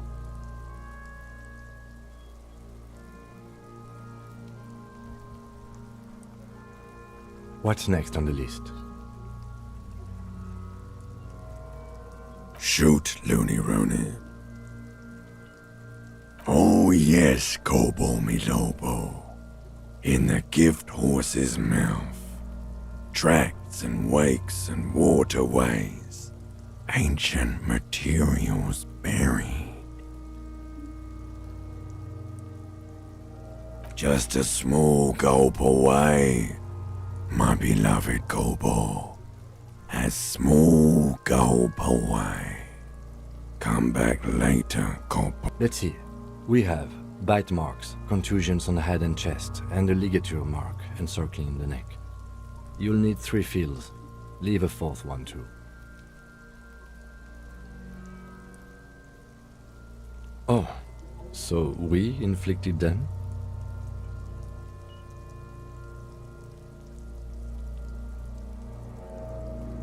Okay, so there's an incision on the thorax from a chain cutter. I wouldn't mention it. Better not to muddy the waters.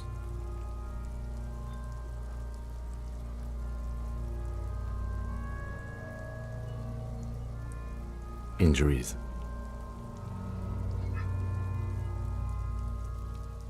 Nothing, just in case. Head, chest and scalp bite mark injuries. Predation by birds has caused damage to the body. Odontologist does not need to be consulted. And your opinion, officer?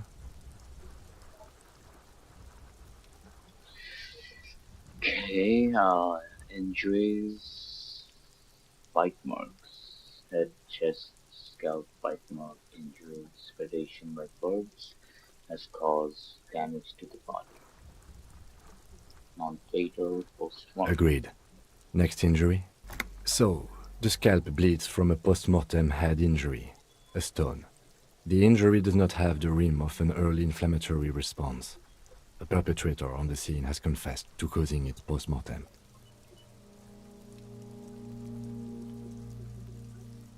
At maximum velocity, fucko! Has confessed to causing it at maximum velocity. Coagulated blood sticks to his scalp and chest, where the countless stones have hit the dead man. Beneath, the description of injury. 2 boxes. Right. Next, a dark red abraded ligature mark encircling the neck, with a gap on the nape measuring, let's say, 7 centimeters. The hyoid bone is fractured, the cervical column intact. I see hemorrhaging on the skin, above and below the ligature mark. Depth of the mark, 1 centimeter.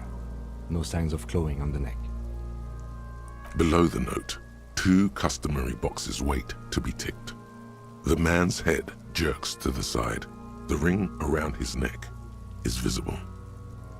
A dark red aberrant ligature mark encircling the neck with a gap on the nape measuring 7 centimeters.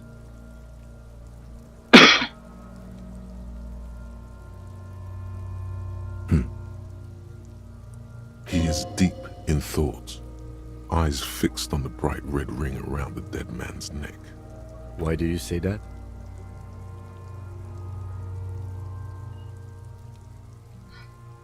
Did you? I'm not so sure. I thought we could establish the cause of death here, officer. Now I think we should leave it empty. At least for the time being. If we don't like it, I can always amend this later, in my paperwork. Let's wrap this up. I pronounce this field autopsy over. It was an irregular field autopsy. We did not establish cause of death, which is supposed to be the goal of an autopsy. But, personally, I do not see this as a parameter for success. We also requested a toxicological screening. That was thorough. The results should arrive in a couple of weeks, if we are lucky. I will not hold my breath. We were thorough with the list of injuries too. We described them all in detail. What is there to say? Given the circumstances, it was a professional field autopsy. Now we put him in a body bag and I drive him to Forborg for processing. The lieutenant looks at the dead man one more time, then at his notebook, then at the corpse again. He's thinking, did I miss something? I'm sure we didn't get everything. There's always something.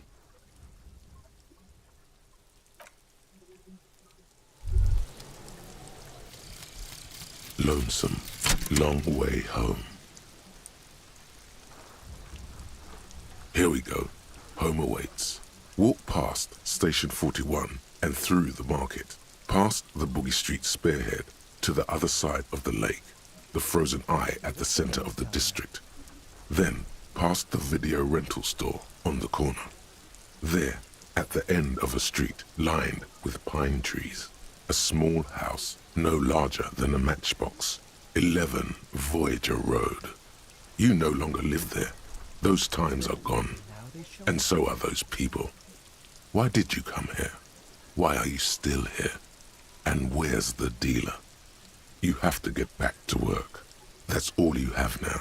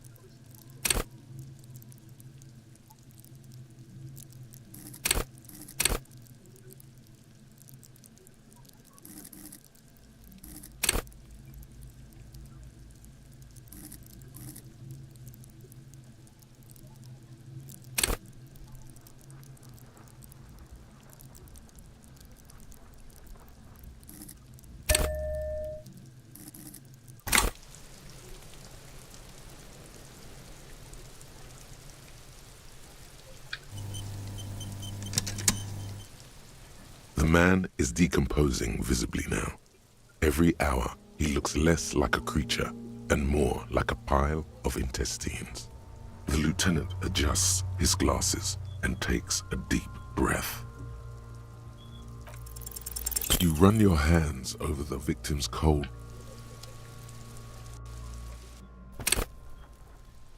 The lieutenant adjusts his glasses and takes a deep breath.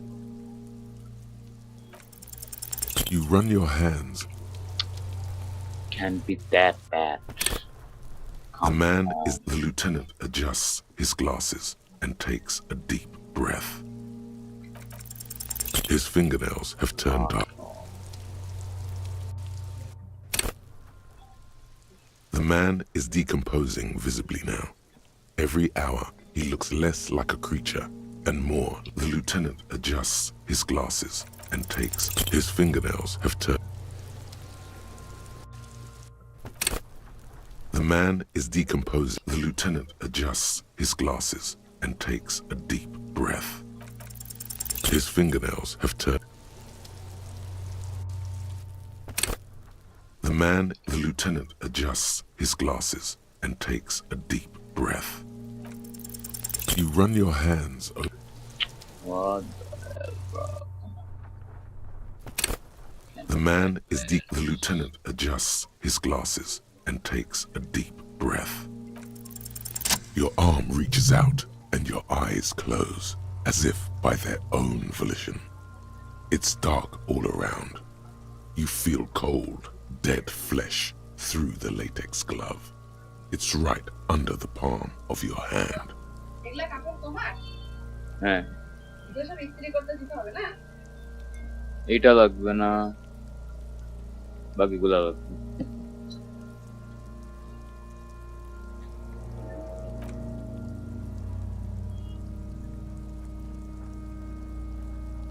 His face, his cheeks, his nose, his fat, swollen lips. Like a rubber spider, your gloved hand crawls on his features. Everything is silent, all around.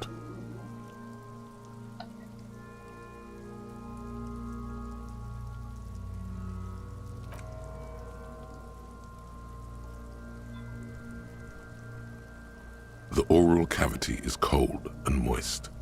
A ball-like tongue attaches itself to the base of the mouth, lolling around like a scallop. You're on the right track.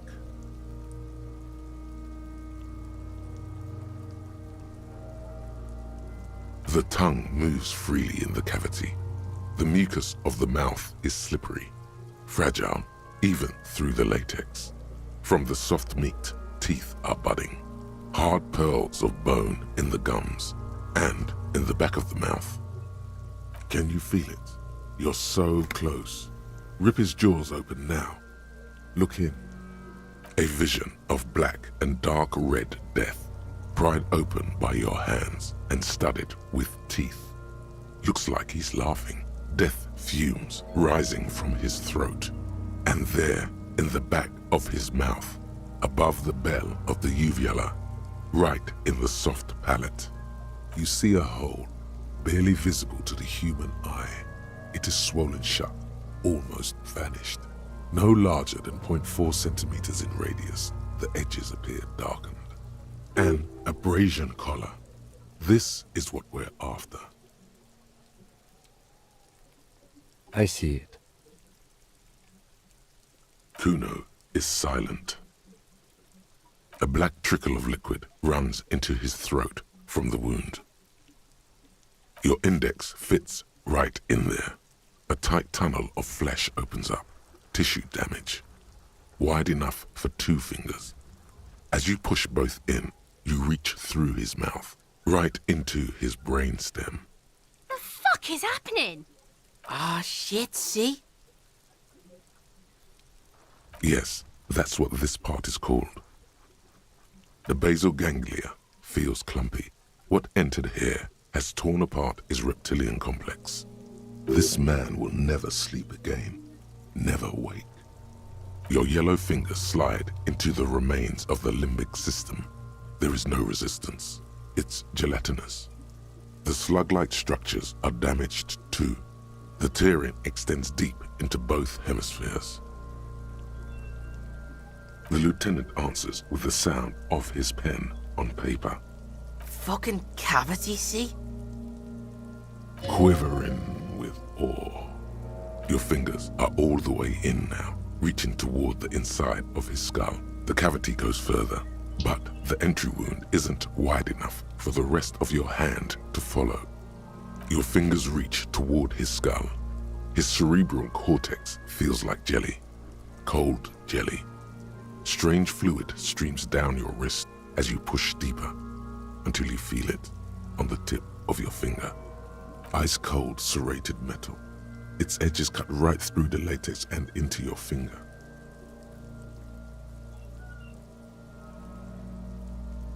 Can you get to it?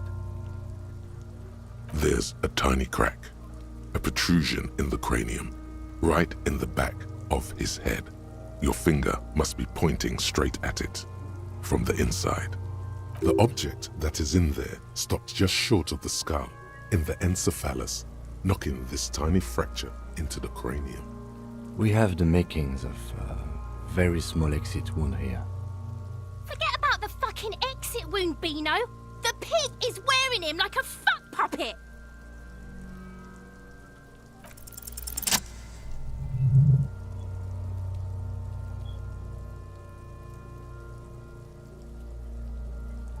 You pick the object between your index and middle finger.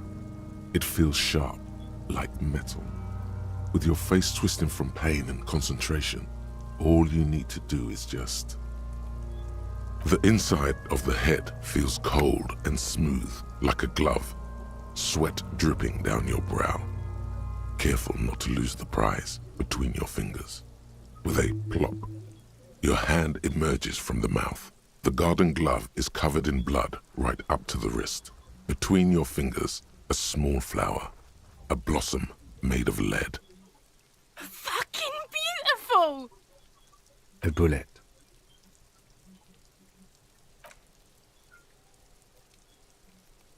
The bullet falls in the bag, leaving a smattering of blood on the plastic. He raises the bag under his eyes and says, A non-caliber. Rifle. Some kind of brittle alloy. Fractured on impact.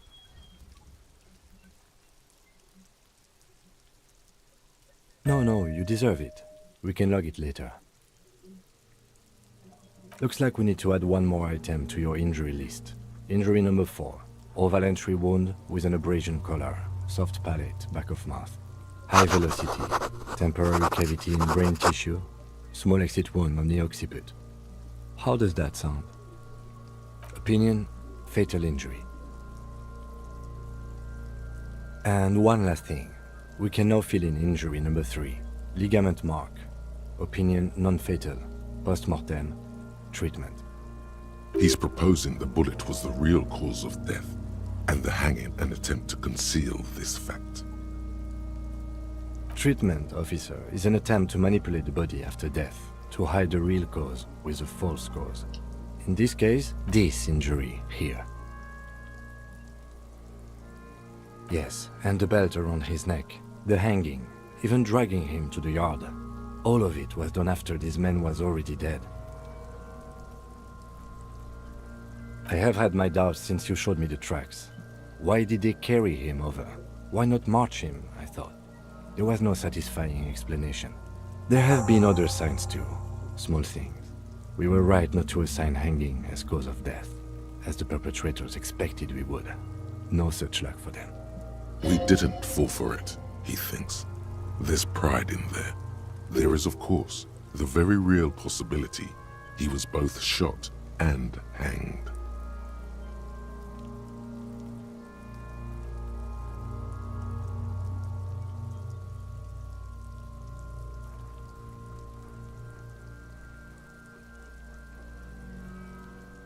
That's for us to find out.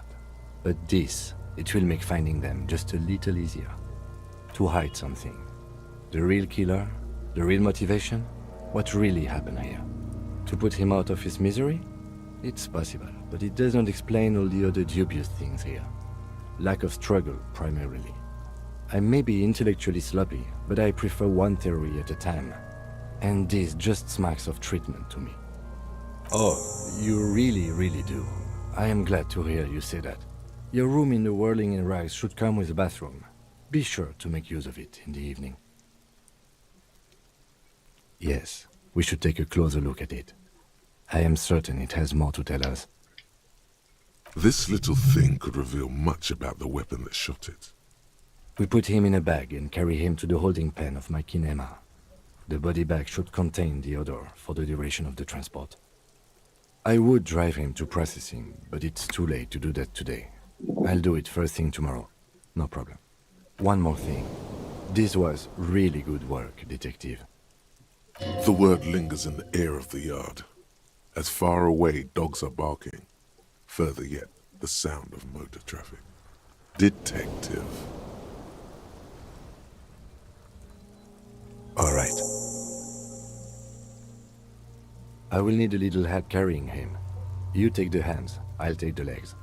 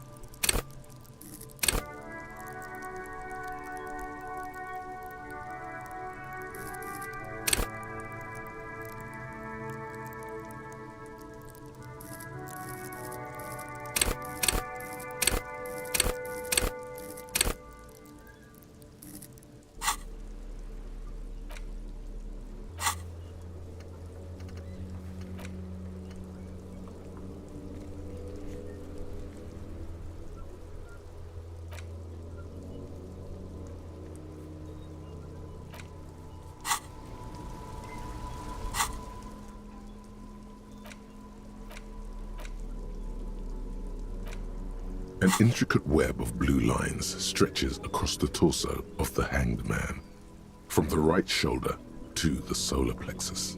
Each time the lines intersect, a small white star is formed in their crossing. Hundreds of fading asterisks riddle his skin. Their concentration is highest around his heart. It still kind of looks like a map of the stars in the night sky, but something's not right.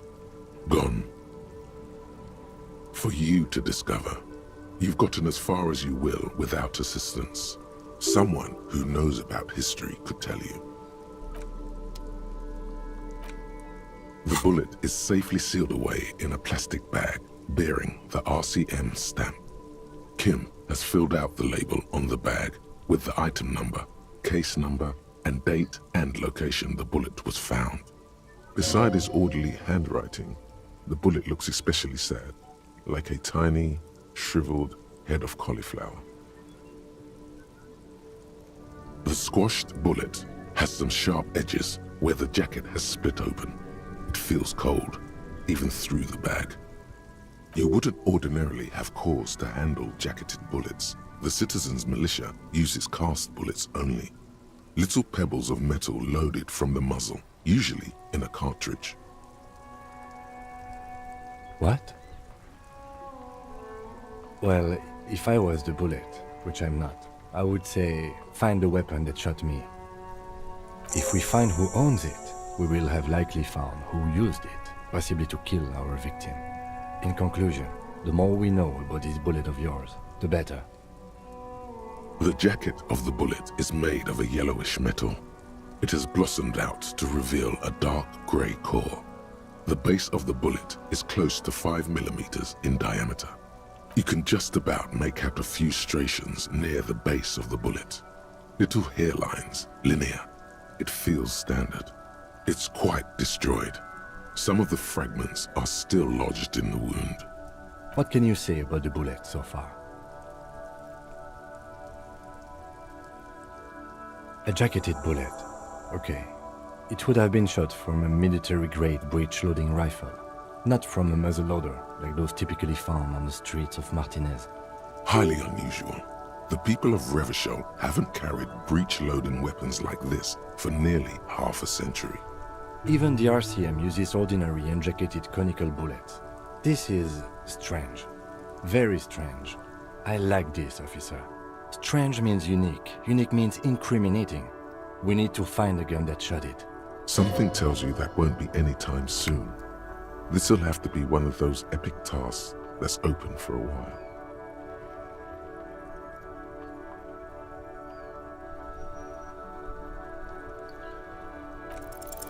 You can't remember what happened last week. What makes you think you're going to remember arcane firearm models?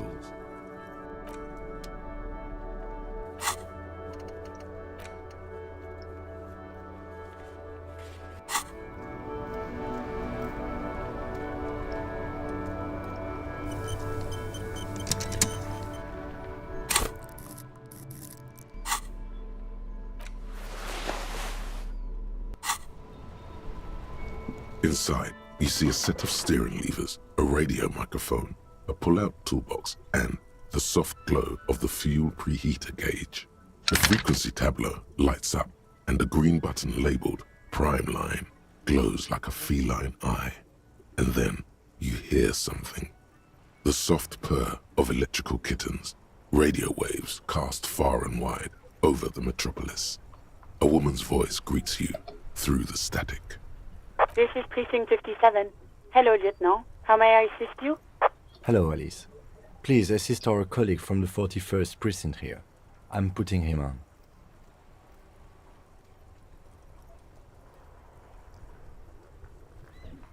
This is Officer Alice Demetri, Precinct 57. How may I assist you?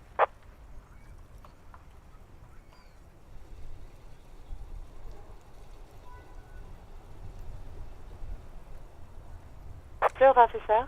What's the number? And the make of the armor, if you know it. Got it.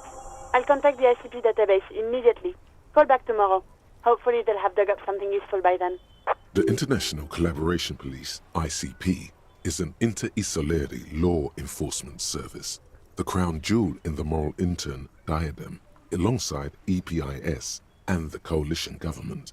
Inter-Isoleri, okay, law enforcement service, the crown jewel in the moral intern diadem, alongside EPIS and the coalition government. Of course. What is her number, officer? Yes, hold on. Her number is 005 1944 298. Received. Hold on, officer.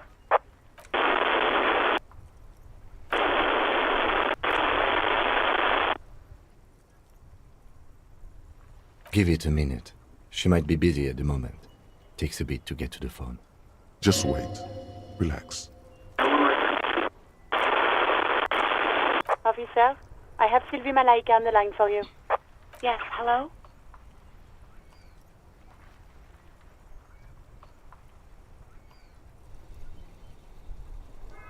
Oh, right. Hello, officer. What can I do for you? You can hear resentment in her tone. She's not thrilled to be talking to you again. No, not me.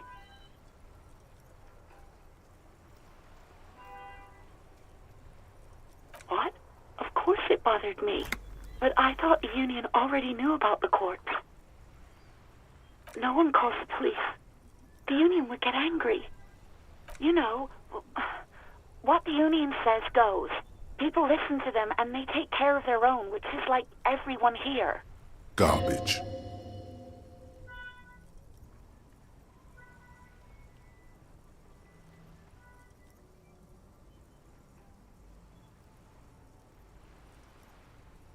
Legally, no.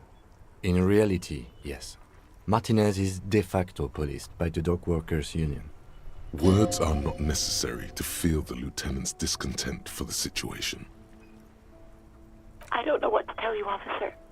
I didn't call you because I didn't want to get in trouble with the others. With the Union.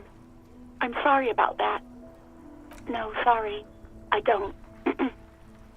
Not a lot of people have phones around here. Copper thieves take the wires. People don't have the money to have the cables put in again. They use the Union's phone, or the one on the coast. So the Union has a phone, and there's one further down the coast. Got it. It was someone else. We'll find them sooner or later, officer. It just might take a while. Yeah, go on. You mean, why did I leave the bar? Honestly, I'm not really comfortable discussing it with you, sir. Why not?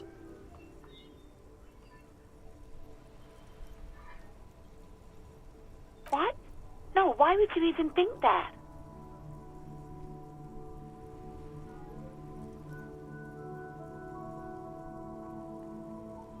Please, don't bring Gar into this. It's none of your business. I already said I don't want to talk about this. You're messing everything up again. Please, no. Not this again. Everyone saw your cool gun detective. You were trying to impress some people with it. Everyone was eating, and you were waving it around in everyone's face, begging them to describe it.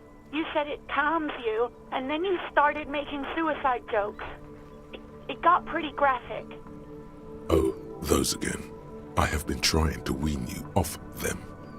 You know, when you put your gun, your actual gun, on your temple and pretend to shoot your brains out, off of that, people don't like that. I remember this. You were screaming things like, "My brains are all over the wall, painting them red. I won't be seeing it, 'cause these are my brains. I can't see without my brains." Very nice visuals there. Some poor sod was trying to eat his pudding while you were screaming, spit flying, imitating the mercy shot right next to him. Spat some in his food. I don't think he touched it after.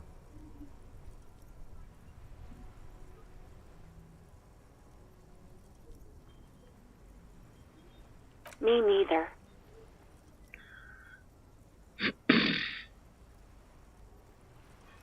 No idea. All I know is next you were waving around money instead, saying things like big guns cannot lie and guns can't buy money, but money can always buy guns. It almost looked like you pawned it, but believe me, I did not ask. I do hope so. Please don't call me again. Bye. No, she doesn't have a problem with you. It must be someone else she's angry about. Some other guy. Like Gart. Trust me, you wouldn't want to be the guy here. You know how it is. Yak, yak, nag, nag. No, you're the guy. You're Lieutenant Love, matchmaker extraordinaire. Help the poor girl out, lest she turns into a spinster.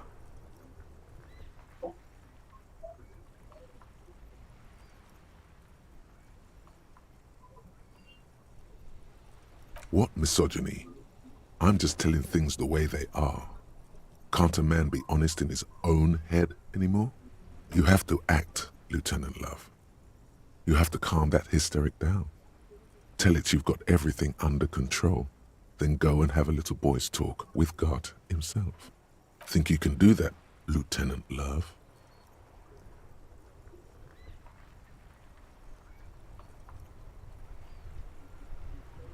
You're just a gimp. What? You want to be more empathetic? Call was terminated by the other party. Anything else, officer? Just a second, officer.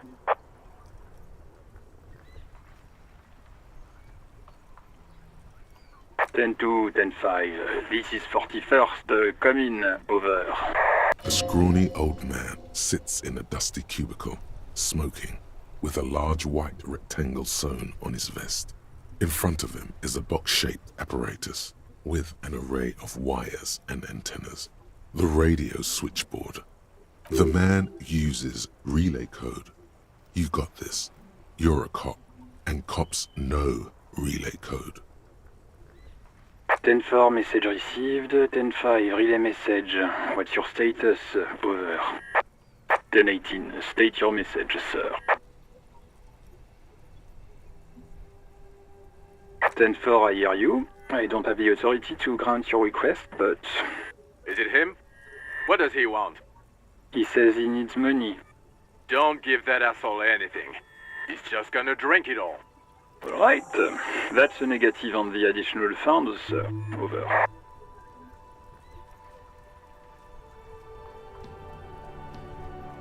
He says it's important to the case. He isn't getting a red cent. You can tell him that. Request denied, sir. Over. Anything else, sir? Over. 10-4. Your badge should have most of your personal details. Look over that. Over. 10-9. Over. 10-4. Message received. This is a very serious situation. I need to 10-22 the captain. Over. Any other good news? He's saying he lost his badge. You what? He lost his badge? This is Communication Officer Jules Pidieux, sir. Over. You mean your partner? Over. What is he saying? He's asking who you are. I'm his goddamn partner. It's your partner, Satellite Officer Wittmar, sir. Over. Did he lose his memory along with his fucking badge? Who lost his badge? Dick fucking Mullen. Who do you think? It's Officer Dick Mullen from the bestseller Dick Mullen and the Lost Identity. Dick Mullen is not your name. It's the name of a fictional detective who would not lose his badge. Defend yourself. Immediately. They're laughing at you.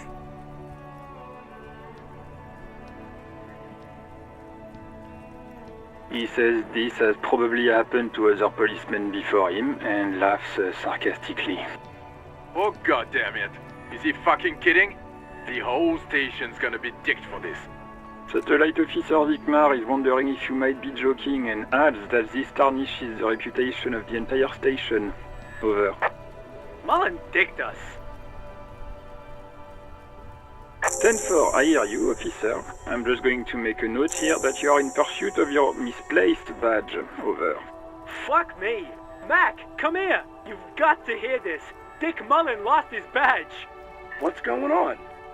Super Cop here lost his badge. He lost his what now? His badge. He lost his goddamn fucking badge. 10-9, come again. I didn't get that. Over. New heights even for Captain Sober. Ask him. Ask him if he's lost his gun too. Sergeant Orson wants to know if you lost your gun too. Over. Oh, fuck. 10-1, you're breaking up. 10-9, repeat please. Over. 10-9, come in, officer. Over. Come in, officer. 10-9, repeat message please. Did you misplace your firearm? Over. Just say you lost your gun. Anything else would only make the situation worse here. He says he doesn't have it. Dear God, he lost his gun? Oh my, I can't. This isn't really a laughing matter. Mac can face a giant of Coco Nur by himself, but Disco here made him piss his pants. Oh, I can't. Fuck. He lost his... Ask him if he's still got his wiener. I'm not going to. Ask him. Sergeant Orson here is wondering if you are still in possession of your genitalia. Over. That's a negative. Not going to say that. Over. What's he saying? Share with the class. He said he sodomized your mother. The prick ate Mama's vanilla waffles at the captain's birthday party. Some nerve he's got. Sure her vanilla waffles were the only thing he ate? Shut up, Chester. This isn't funny. This is my mom we're talking about. Tell him to apologize right now. Sergeant Orson requests that you apologize for the claims you made about his mother. Over. Mac, he says you shouldn't have antagonized the Firewalker in the first place. Who? Satellite Officer V. I'm afraid he might be referring to himself as Firewater, sir. Firewater? He's lost it. Fuck it. Tell him to find his goddamn badge and gun. That's the only thing that matters. Satellite Officer V. 10-4, affirmative. Officer is in pursuit of his firearm. Oh, God, Officer, do you need further assistance? Over. Roger that. 10-10. Over and out. 18 kilometers to the south, in the 41st Precinct's relay booth, a small crowd has gathered around Communication Officer Jules Oldboy Pidier, around a dozen cops. The small room is filled with cigarette smoke, abuzz with laughter, when Officer Judith Minot enters. Her left arm is in bandages, and her hair trimmed short. What is going on here? Did something happen? What happened is my partner made contact. It's not good. He's lost his badge and his sidearm. He seemed confused, delirious even. Mac, the torso Torson, is finger-fucking his fist, laughing hoarsely and apparently telling some dirty story to his partner, Chester McLean, near the entrance. Yeah, Mullen was fucked, alright. Sounded fucking drunk to me. Yeah, Mac's right. This was some gnarly shit there. I mean, before he started begging for money, it was... Enough! None of this is funny. It's fucking sad. That's what it is. He's a cop. He's one of us, goddamn this. We must help him. Yeah? How do you fucking plan to do that, huh? Get him off the drink? Go jogging with him in the morning and get him on carrot juice? He's a lost man. I just know we can't give up on him when he's at his weakest. He wouldn't. Mac, man the door. You know what he told me? I don't want to get better. I want to get worse. Those were his words. This shit does not leave this room. Not a word of this to the captain, or anyone else. We'll give him a couple of days to pull his shit together. I guess I can hold off the report for a few days. Good. Okay, everybody. Nothing but a prank call here. We all got our laughs. Now get back to work. Far north, on the other side of the motorway, the officer quietly hunches with his hand in the motor carriage.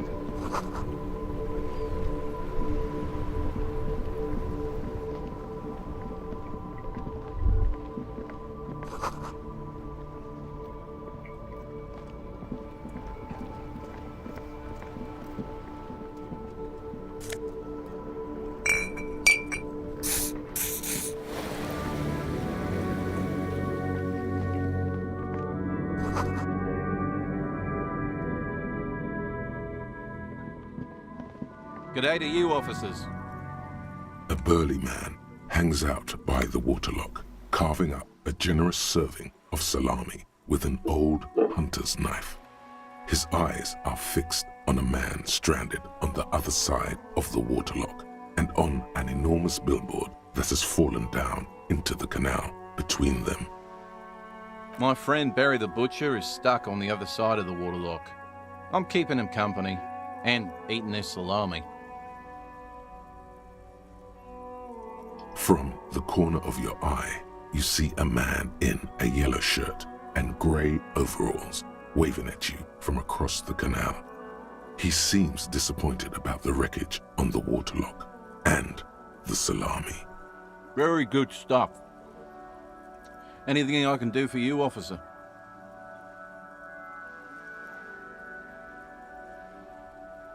I wasn't here to witness it, but those look like tire tracks on that sign. Weird, huh? Then again, plenty of daredevil drivers in Revachol. The words daredevil driver sound ominous to you. Too bad it also takes a year and a day to repair anything around here, especially a waterlock. The rest of the